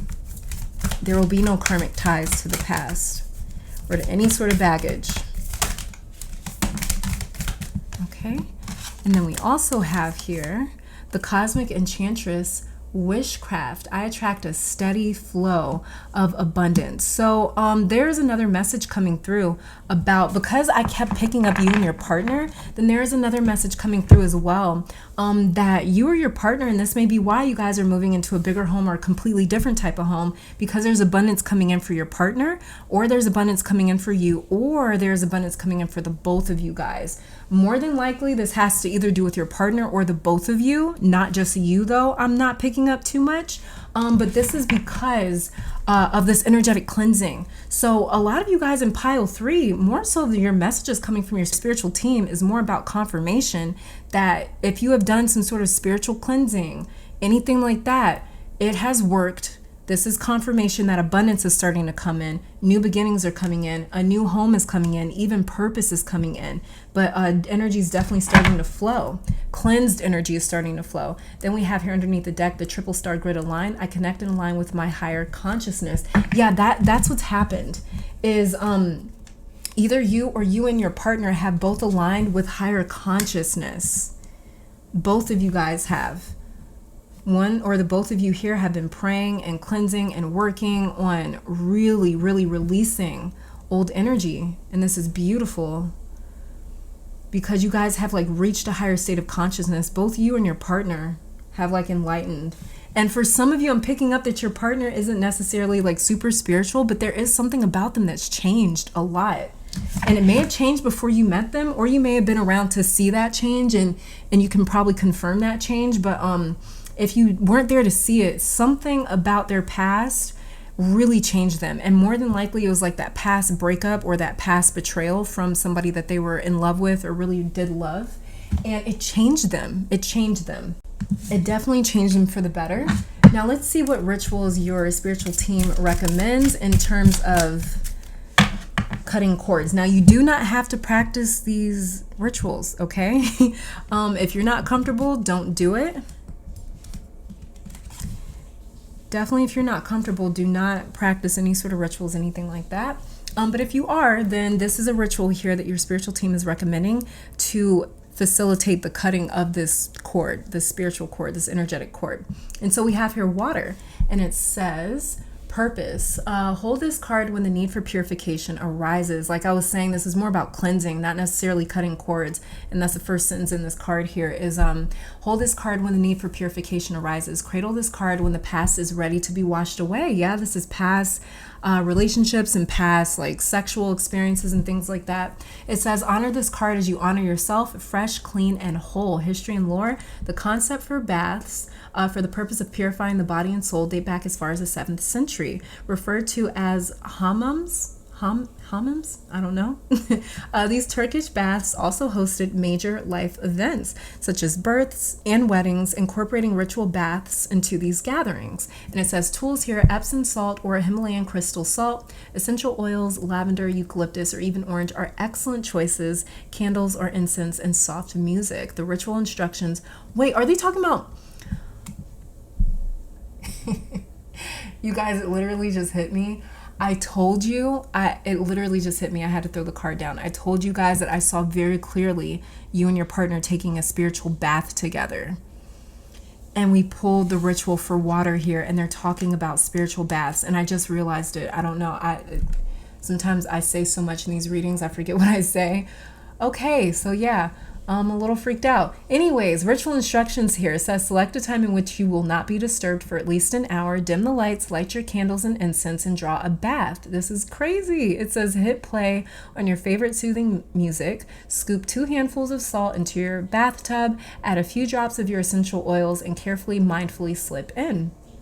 As far as setting the intention, here it says the point of this ritual is release and purification, a rebirth to help usher you in to the next phase of your story. Feel the warmth of the water ripple around you and hail the calming scents and become enchanted by the soft candlelight.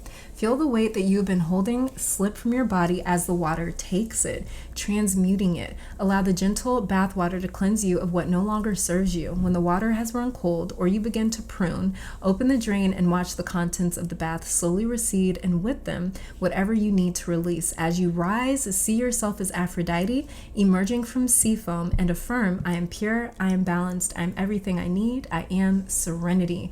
Beautiful, beautiful, beautiful. Oh, I love that. Okay, so that's why I was seeing a spiritual bath very clearly for you guys, which is quite interesting because I just kept seeing that over and over and over again. So let's get a final message here from Kali Ma. See what messages she wants to give you or your partner. Okay, and so that's the card that we have here is Kaladara. I believe I'm saying correctly. God, these cards are so beautiful. Oh my God. This like blue is just, oh, it's beautiful. Okay, so let me read this out of the book. And what it says here about Kaladara is she is not bound by appearances, opinions, or material limitations. She is both the void and the infinite creative potential that arises from it. Do not be afraid of uncertainty. If you feel that you are without resources, take comfort now. Where there is lack, she restores abundance. She can bring forth exquisite blessing and glorious manifestation from the sacred expanse of nothingness. Your soul can rely upon her completely. Cast your fears away. Hers is the power of the universe combined with the generosity of grace. Okay, and what it says about this form of Kali is Kali Kaladara bears the crescent moon. The moon in the crescent form shows us that there is light, but not full clarity. It does not mean that clarity does not exist, that the full light of the sun no longer exists, but that for a time there can only be partial vision or understanding. This need not be a concern because we can trust in the Divine Mother who has complete understanding always. Where we are lacking in skill or capacity in any given moment, she more than makes up for the deficit. If what you sense lacks clarity, you need not worry. Even those with excellent perception cannot know certain things, and that is no reason to be concerned. We can trust that the Divine Mother knows what is happening and what is needed. When the divine timing is right, you shall see the greater picture more clearly. Until then, proceed with care and only do what feels necessary in the moment, understanding that you shall have a different perspective later. The Oracle of Kaladara marks the ending of a cycle after the full moon, when things have gone as far as they can go, and the initiation of a fresh cycle following the black or new moon, when what has fallen away shall rise again in revised form. Our beloved Kali Kaladara, cosmic lunar priestess, is Bhairavi, I believe, Bhairavi. I probably butchered that, but it says here, she who controls the changes taking place in the universe and our lives. We can trust her timing and our own process. Stay true to your inner work and know that your efforts shall bear fruit. So what I'm really picking up from Kali for you guys, pile 3, is the fact that you and your partner are on your way to some sort of new chapter that you're supposed to take together, or that you're supposed to embark on together. Like I said, a little bit of your heart chakra may be blocked here. That could be you, or it could be your partner that has your heart chakra blocked, and it's because of these past experiences. It's because of a little bit of fear, possibly even. But like I said, at the end of the day, that is what is getting in the way of your inspiration and your creativity and your ability to feel and experience life, sensuality and intimacy and pleasure. So this is about you and your partner connecting back to pleasure, connecting back to joy. And it could even be like a message in here telling you and your partner to kind of cut the cords to outside stressors. And so it might not be like an ex or anything like that that's causing disturbances on your home. It could even be your work that is causing disturbances on your home, because maybe you or your partner, the both of you guys, are spending too much time at work and not devoting enough time back to the relationship. Maybe you're spending too much time on your families, too much time on your kids, too much time on your friends, too much time elsewhere and not on each other. And so what I'm specifically hearing from Kali Ma is for you and your partner to reconnect to pleasure, to reconnect to sensuality, to reconnect to intimacy. Because like I said, I see a happy home, but that there is some sort of outside influence. It's kind of like taking the focus off of your relationship a little bit, because it may be like a little bit of a stressor. And this is something that she wants you guys to connect back to, pile 3. And this is what I'm specifically seeing for you here. But pile 3, this is all that I'm seeing for you. Thank you so very much for tuning in. Let me take this time to thank your guides, my guides, our higher self, amazing spirit, of course, the beautiful Kali Ma, for coming through and delivering these messages. Hopefully you all come back to visit sometime soon. And until next time, stay safe, healthy, blessed, and keep conquering the world. Bye, guys. All right, and pile number 4, welcome to your reading. So we're going to be starting off with some oracle cards right here to see which cords that haven't been cut yet are blocking certain things and certain manifestations from your life. So these oracle cards will be showing me what is being blocked by these cords that haven't been cut. Then we're going to take a look at your tarot cards to see exactly which cords need to be cut from your life. Then I'm going to be pulling some additional oracle cards on camera so we can download even more information about what you're going to be manifesting after cutting these cords, or how your life is going to transform. Then we're going to be receiving a message from your spiritual team. Then your spiritual team is going to be recommending certain rituals to help you cut cords out of your life. And then after that, we're going to be closing out with a message from Kali Ma. Okay, so yeah, let's just get started. Pile 4. So there's a lot of information we're going to be looking into today.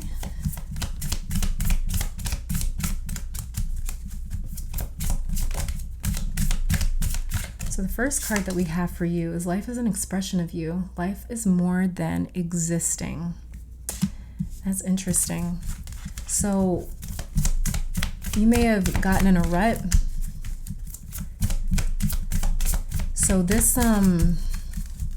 cord that you haven't cut is actually blocking you from new experiences. It's blocking you from refreshed or recycled or new energy. It is blocking your ability to recycle and refresh your own energy. It's blocking your ability to recycle and refresh new or different life experiences. So this is rut energy that we're kind of dealing with. I feel like this one flipped over first, but what I'm going to do is I'm going to keep these 4 out actually. So we also have here, see with your heart, the time is now to hear the messages. So you also may be getting blocked from hearing or receiving messages from your spiritual team as well. Then it says here, the way is clear, awaken to the power within you. So you guys may be blocked from being able to comfortably rest and believe that a particular path is meant for you. And then we also have here, remember, love is the key. Love what you have in your life right now. So this cord that hasn't been cut yet may also be keeping you from experiencing a certain level of joy in your life as well. Being able to get present and mindful in the moment and be grateful for what you have. So this may also be blocking you from your ability to feel gratitude for where you are at in life right now. And then underneath the deck here, we have all is at your fingertips. What has been created by one can be had by all. So this is definitely here. What I'm picking up is this cord that has not been cut yet is definitely blocking your way of experiencing new chapters, new energy, new beginnings. You may feel blocked off from new beginnings. You may feel like you've been living in the same sort of experience over and over and over again, day in and day out. It may feel like a lot of your life is on autopilot. So it may feel like a lot of your, even like your autonomy is up for grabs in a sense, because you've just been sort of living the same way day in and day out. And it may have created a little bit of stagnancy for you in your life. And that is something that this cord that hasn't been cut is contributing to. It's contributing to that feeling of like, I'm in a rut. I can't get out. I don't know my way out. I don't really feel like I have anything in my life right now that I can love or be grateful for. I don't really feel like my path is clear. I don't really feel like I know what I'm doing. There could be a little feeling here of like directionless, like being directionless, not knowing what direction is meant for you, not knowing what is meant for you in the first place. Maybe just like you're trying a lot of things out. It's almost like you're burning yourself out or burning a lot of energy out, just trying all these new things and not really resonating with them. Or maybe you think you're going to resonate with them at first and then it kind of just falls through. So this is all about being able to see with your heart. And you guys may be blocked off right now a little bit from your crown chakra, being able to really connect and hear and download information and messages from your spiritual team. You guys may be a bit blocked from that right now because of this particular cord that has not been cut. Now, as far as that specific cord, let's take a look at your tarot cards to figure that out. So the very first card that we have for you, pile 4, is the 5 of Pentacles. Yeah, that's what I was feeling. That's what I was picking up with you, is like 5 of Pentacles energy, just like nothing feels right for you. It just feels like you're stuck in a rut, like you're stuck in one place, like you don't really know when certain circumstances are going to end. For some of you, it's like you're wondering when your suffering is going to end. You're wondering when like this feeling is going to end, or this like this string of bad luck is going to end. Some of you may feel that way. And then we also have here the Knight of Pentacles in reverse. Pile 4 with the 5 of Pentacles and the Knight of Pentacles in reverse. I just heard fear for you. Cut the cord to fear and failure, pile 4. There is no failure for you. Now, I'm going to repeat that again because it's coming straight from your spiritual team, but they said there is no failure for you. There's no failure for you down the road. There's no failure for you in the future. There's no need to fear it because it's not meant for you. 5 of Pentacles keeps coming through as something that you are afraid to experience, almost like you're afraid of losing something that you have, especially with this Knight of Pentacles in reverse. This Knight travels through hell and high water to protect this Pentacle. And it's not like he's running a million miles an hour like the Knight of Wands or the Knight of Swords. He is going at a at a manageable pace. He is holding something that is extremely valuable. It's almost invaluable. And it's like there is a bounty on the head of the knight carrying this particular pinnacle. It's priceless and sought after. So some of you may almost feel not haunted. Okay, maybe you do feel haunted, some of you, for that to come out, but you may feel like hunted for some reason, like maybe spiritually hunted or followed or watched. So cut the cord to this fear, pile 4. There's nothing for you to fear because there's nothing for you to lose. A lot of this feels like it has to do with you branching out and trying or starting something, but there's a lot of anxiety holding you back. There's a lot of like you trying to anticipate the worst that's holding you back. But it's like you feel like you're putting a target on your back for doing this. And I don't know what this is. It's like you're waiting for someone to try and come for you or take you down or embarrass you or say something about you, maybe leak information, tell a secret, tell something private about you. But that won't come to pass, pile 4. That fear will not ever be realized. There's a parasitic type of energy here, though, and it feels like a past friend, maybe an ex-lover, an ex-friend, or a family member that you may have cut off. It could be an ex-business partner or a coworker or a boss. But this is someone that you have got to separate your energy from because this connection is feeding you doubt and fear.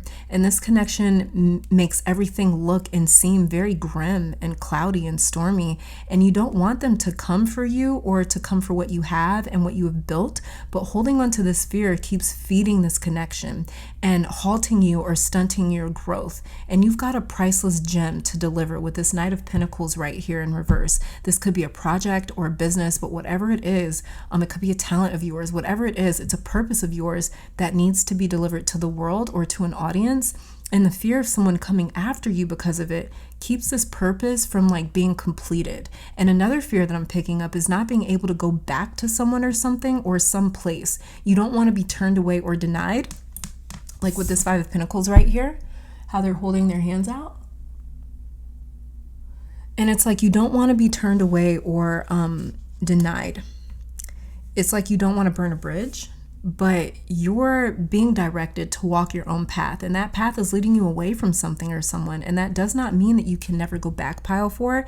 It just means that that chapter is closed for you. And it's time for you to move on because you're being called to move on from something or someone. So the cord that needs to be cut is the fear of your purpose and the fear of your path. You may be afraid to walk it because of how far away it's leading you from what you know, but this is your destiny, pile 4. There's also some blocks surrounding money. And even nice things or like luxury items, high-priced items, expensive items, but you are meant to live a different type of life. And it's not that you're meant to forget where you came from, but it is important for your journey for you to experience living luxuriously for some reason. But you may be used to the mindset of once you got it, don't spend it, or let me put up for a rainy day. And that is not meant to be your path, pile 4. For you, you are supposed to experience money for what it is, which is a disposable object. You know, that's all it is. But a lot of past experiences or dealing with lack has made that a bit difficult of a mindset for you to adopt. So you may even have like ideas that nice things are bad or really superficial, or that one person doesn't need so much money, you know, especially with all the suffering happening around us in the world. But again, pile 4, it is fated for you to experience money abundantly where you are not worried about not having it. You're supposed to get used to the feeling of having so much of it that you never fear not having it ever again. But that's a difficult mental transition for you to make. So that's a cord that they want you to really cut.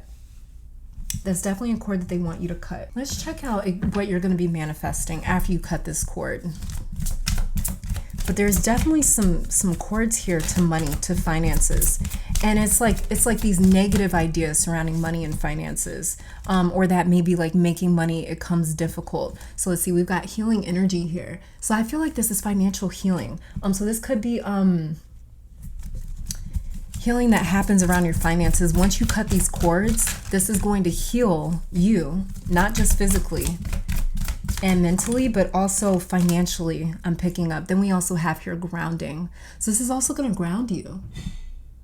So mentally, this is really going to help you once you cut these cords, because mentally, you guys, what I'm picking up is that this is more so of a mental kind of thing that's affecting you. There's like these mental cords that need to be cut. mental cords, this like negative belief surrounding money. Then we also have here retreat. So you may even manifest the ability to kind of get away or to retreat. You may manifest the time, some time to heal, some time to heal and some time to ground, some time to kind of recenter yourself, and even psychic development is coming through here. Yeah, so this is like we said, like I was talking about earlier with the see with your heart, the time is now to hear the messages. Like how I mentioned earlier, some of you guys, your crown chakra is a little bit blocked. You're not really able to hear your spiritual team right now, but after you cut these cords to this sphere, especially any sort of cords that are connected to negative beliefs surrounding finances and money, once you cut those cords, is really going to help kind of ground you and recenter you mentally. And it's also going to help you connect back to your ability to connect to your spiritual team. Because this is the thing about spirituality. Yes, we are inherently spiritual because we are multidimensional beings. We're not just flesh, we're also spirit. And the thing is, though, is like when you're worried about survival, or when you're worried about being able to make it, like with this Five of Pentacles, what the Five of Pentacles represents, which is deficiency. It represents poverty or some sort of impoverished living. It represents a struggle, definitely, and definitely a financial struggle. So when you're living in that kind of predicament, it's very difficult to focus on spirituality, because it's like you're worried about how you're going to eat or how you're going to pay bills or where you're going to be living next week. You don't really have time to do spiritual rituals and things like that. And it's not that people don't do it. Plenty of people have, but most people are not thinking about their spiritual health when they're just trying to survive or trying to put food in their stomach for the day. I've been there before, and I know that. I get that completely.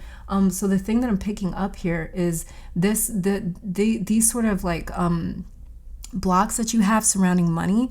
When you cut those cords, when you free that up, it's going to invite in more money, more abundance for you, so you don't have to worry about surviving, so you can focus more of your energy and more of your efforts and more of your time on your spiritual hygiene, on your psychic development, because spirituality, it is a hygiene. It's something that we have to maintain. It's something that we have to manage. That is what a ritual is. It's something that we repeat. We practice it regularly, and we all have certain rituals that we do every single day. It just may not have intention behind it. But it's as simple as when it's like, oh my God, I don't like eating, I don't know, the red M&Ms in the M&M bag, or, like that's a ritual. So you pick out all the red M&Ms. That's a ritual, like we have our little weird sort of habits and routines that we do that make us feel better, or it makes sense for us, And so, what I'm picking up here is that inherently you guys are probably very spiritual beings for the psychic development card to come out. Some of you guys are even psychics yourself. You are blessed with like a lot of psychic abilities. But the thing is that you haven't had time to cultivate those abilities and those talents and those gifts because your crown chakra is blocked, because you are stressed about money. You are in that rut where it's like, I'm just working to live. I'm working to live. I'm working to get by. And that's what I'm picking up with you, is like, I'm doing this because I have to get by. And because of that, it's blocked off that ability to be very in tune with the spiritual realm. The spiritual realm is so subtle. It's so quiet. It's easy to almost ignore it and push it to the backside when we're worried about more pressing matters like survival for the day. So, that's just really what I'm picking. That's really what I'm picking up here for you guys, that this is how a lot of your life is going to transform. For sure. This is definitely how a lot of your life is going to transform after cutting those cords. There's going to be a lot of psychic developments, a lot of spiritual developments, a lot of increased spiritual powers, increased spiritual abilities, and a lot more grounding as well. A lot more of your root chakra will be activated, and not even activated, but it's like your root chakra is going to be a lot more like grounded. It's going to be a lot more firm, a lot more steady. The root chakra rules our fears. And so with the root chakra, once you cut these cords, you're going to feel way more grounded, because right now you're not feeling grounded. If you're dealing with this Five of Pentacles energy, you're not going to feel grounded. It's going to feel like chaotic energy, because it's exactly what the Five of Pentacles represents. All the fives in tarot represent chaos energy, which is why the Hierophant, who is the ruler of all the five cards, represents order, law, and order. something that we talk about on Patreon. Okay, so let's get a message from your spiritual team. Okay, so I feel like these 3 are for you, so I'm going to keep all 3 of these out. So the very first one that we have here is a storyteller, intention. I am the narrator of my life. Yeah. So this kind of lets me know, for some reason, I got a vision of the Magician card. So this means that you can definitely manipulate the everyday life that you live. You can manipulate your surroundings. You can manipulate the life that you're living. So if you don't like the way that you're living right now, you can completely transform that. You can do that. And then we have here the Lost Star rebirth, out of the darkness into the light. This is where you guys are headed. You're heading out of the darkness and more so into the light. You guys are. The end of that struggle is definitely coming. Because like it says here, grounding and healing energy. And like I said, with this healing energy, I picked up on financial healing. And then we also have here, Mother of the Sea Goddess. I surrender to the boundless creative flow of the ocean. So this is water energy. This is water energy. So this is you being almost like cleansed, because water energy is so cleansing, and it also deals with our emotions as well. You know, water energy does. And then underneath the deck here, we have the fallen star shame. I no longer hide my face. I step into my light with love. Okay, so some of you guys may have been a little bit ashamed about where you were, maybe like financially, or how you were struggling financially. You may have tried to hide it, but the thing that I'm definitely seeing here is like not having to deal with the stress of that anymore. Some of you were also stressed out by the fact that you were trying you didn't want it to get out, that you may have been struggling financially. And that may have added to the stress of like, oh my God, what if people find out? Or like, what if like people that I love and care about find out and they try to help me financially? And some of you guys didn't want to be burdened down with that either. You didn't want to be worried about the people that you care about being worried about you. But as well as too, it was a lot of stress surrounding some sort of financial struggle for you guys in the recent past. And this is what you guys are coming out of. This is what you guys are coming out of for sure. Also too, with this Mother of the Sea Goddess card right here, I surrender to the balanced creative flow of the ocean. I heard like a lot of opportunities coming through for you, like work opportunities is what it feels like. Because it says the balanced creative flow of the ocean. So that to me just sounds like a wave of opportunities, a wave of financial change, a wave of financial sort of transformation and cleansing of the situation that you've been dealing with in the recent past. Now let's see what rituals it is that your spiritual team recommends to help you cut this cord to any sort of financial struggles that you're dealing with. And again, you do not have to do these rituals if you do not believe in them or if you're not comfortable with them. This is not something that you have to do. This is only for those of you that are comfortable enough with performing rituals, okay? So it says here, calling upon ancestors and loved ones. Okay, so it looks like getting in touch with your ancestors on the spiritual side, your loved ones and your family members, your relatives on the spiritual side. It looks like enlisting them to sort of help you with these financial issues will also help sort of clear out this time of financial struggle. So this could also be alluding to as well with this ancestors and loved ones card right here, that this could be like a generational thing where you have grown up in a certain sort of environment where generationally, maybe your parents or your grandparents or people in your family, they dealt with lack or they dealt with financial issues, things like that. Bankruptcy, I don't know why, I just heard that very, very clearly. It could have been bankruptcy that somebody experienced in your family, or that maybe several members of your family have experiences, maybe bankruptcy or losing a business, losing a home, losing a vehicle, maybe getting things like repossessed. I don't know why that's coming through, but that may be something that like you've seen or have experienced. You may have even experienced it as a child with this rebirth card right here, out of the darkness into the light. As a child, you may have had your home taken away from you. Your parents may have lost their home. You guys may have not known where you were going to live or, you know, how you were going to get food for the day. And so this is sort of like a generational thing. And I believe that that's the reason that this card has come out for you. So let me read this for you. It says here, purpose. When you are feeling alone in the world, when you are missing those who who have gone before you. Allow this card to offer you the love, comfort, and support that is just a memory away. Okay, so some of you as well with this Five of Pentacles and what this just said with this purpose right here, it's also scary for you because maybe those that you used to depend on, those that you used to rely on, those that used to encourage you and kind of give you the motivation to keep going and to keep trying every single day, you may have lost them. They may have transitioned over into the spiritual realm. And if so, that's another reason that this card has come out. And it says here, history and lore, a popular practice for connecting with the spirits of the dearly departed. Seances date back to the 18th century, derived from the French word seor, I don't know. It says, which means to sit. These meetings were organized to communicate with ghosts or spirits and included a spirit medium acting as a conduit of these messages. Mary Todd Lincoln helped popularize this practice as a means to alleviate her grief over the loss of her son. Spiritualist seances were held in the White House and were attended by her husband, President Abraham Lincoln, as well as other notable members of society. The tools that you will need are items linked to the ancestor or loved one that you are trying to connect with, including photographs, their favorite meal to cook, scents that they held most dear, favorite flowers, something reminiscent of their favorite hobby, their life's work, beloved books, etc. Have a writing instrument and paper on hand, as well as a white candle and a candle snuffer. The ritual instructions says the best time to perform this ritual is during Samhain, which is Halloween, and we're actually going to be having Samhain in a couple of weeks from now.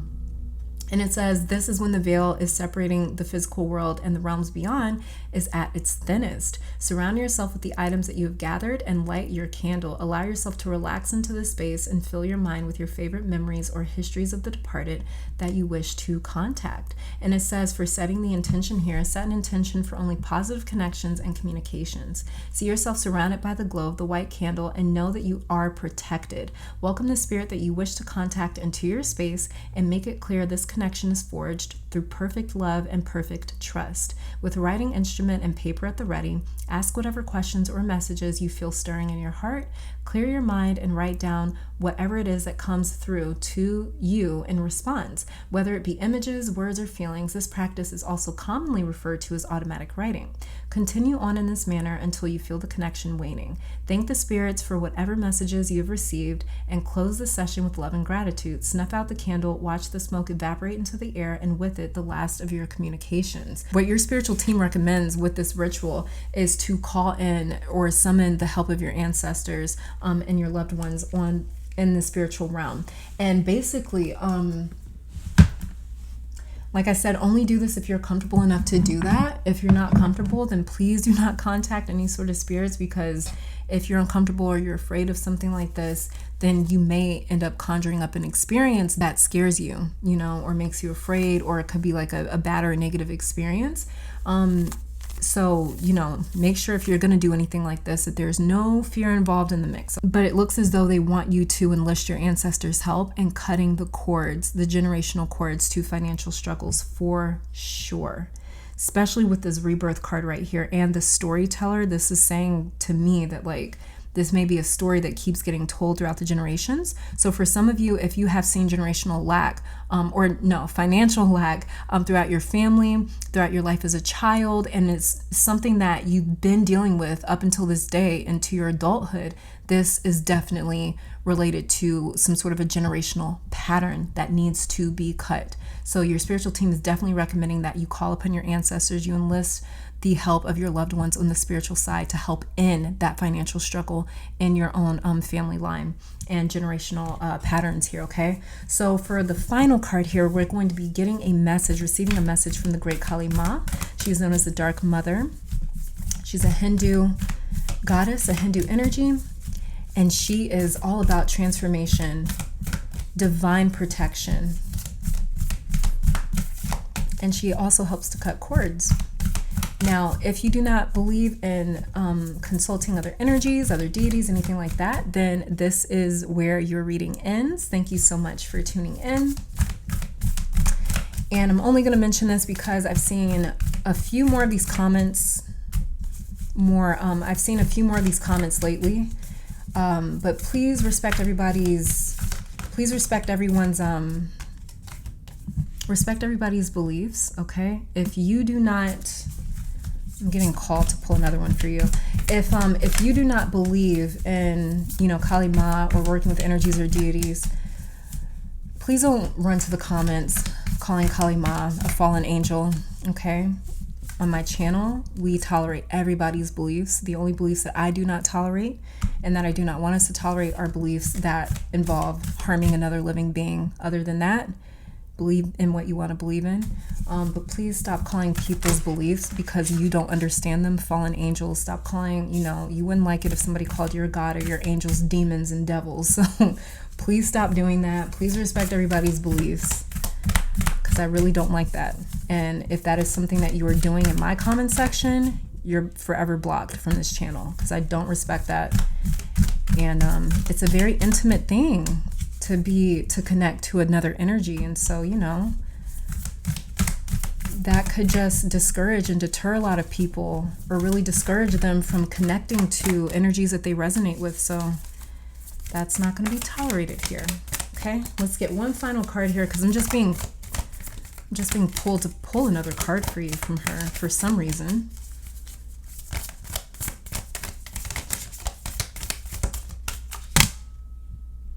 Okay.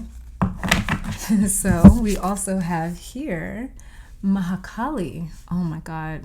Seriously. These cards are gorgeous. And what it says here about Sri Bala is divine child with wisdom beyond her years. The old soul with deep knowing dwells within our hearts. She urges you to commit to your most passionate inspirations completely and without hesitation. There are genius and wisdom in what you yearn to do. You have a greater capacity to attain fruition than those around you recognize. Yes, exactly. Like it just said right here. Like I was saying in your reading, you guys are meant to experience an abundance of money. And it literally says right here, you have a greater capacity to attain fruition than those around you recognize. Believe in yourself, even if no one else does. It is not imagination that drives you towards your destiny, but an instinctive recognition of your true purpose. Validations from others will come later. Your path is authentic and you are destined to succeed. Remember what your spiritual team kept saying to you in the beginning of your reading when I was just looking at your tarot cards, and they kept saying, like, you are not going to fail. You are not going to fail. You're not destined to fail. You're not fated to fail. You're fated to succeed. And it literally says that right here. Your path is authentic and you are destined to succeed. So pile 4, believe it. Just believe it. And then for Mahakali, it says her magnificence steadies the anxious mind and reassures the heart of the empowering grace that arises through trust in her. Attempting to fathom the wisdom behind the workings of the Divine Mother would be like trying to cram the entire ocean into a teacup. Such wisdom is vast and our perspective is limited. Yet we don't need to understand divine will to benefit from it.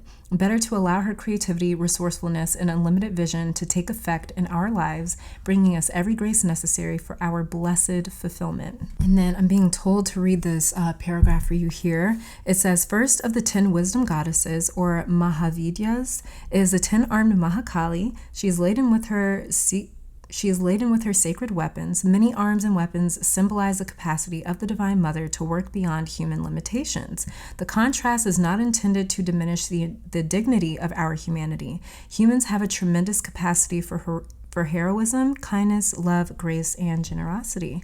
Rather, it is an encouragement to engage with the divine with perfect trust in our hearts. Multiple weapons represent multiple creative powers to conquer multiple issues. More than 2 arms indicate that divine workings are not limited by our human perspectives or capacities. This is reassuring. The divine can accomplish works beyond what will be possible through human effort alone. So if you really, really listen to what I just said just there, or what I read just there, this is Kali Ma telling you specifically that yes, you as a human are limited. When it comes to this, you are going to need the help of spirit, of God, of the divine, of your ancestors, of her, of whoever and whatever you believe in. You're going to need to enlist the spiritual help in order to break this issue, because this is a spiritual issue.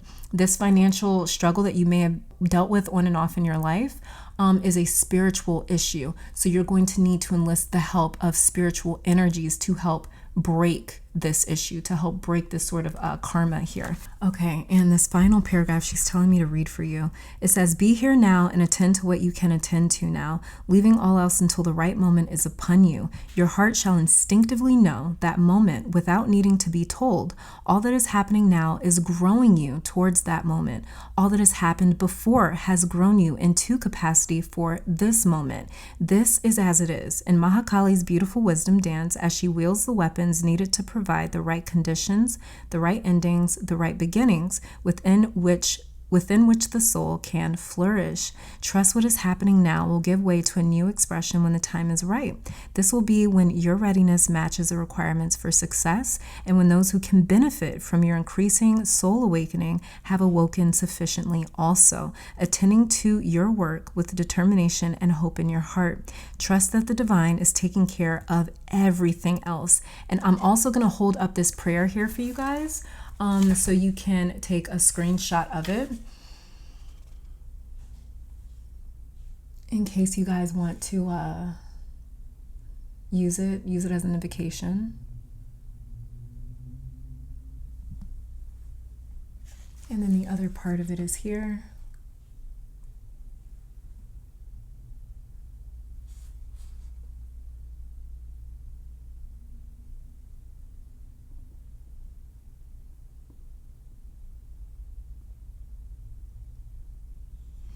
Okay, and pile 4, this is all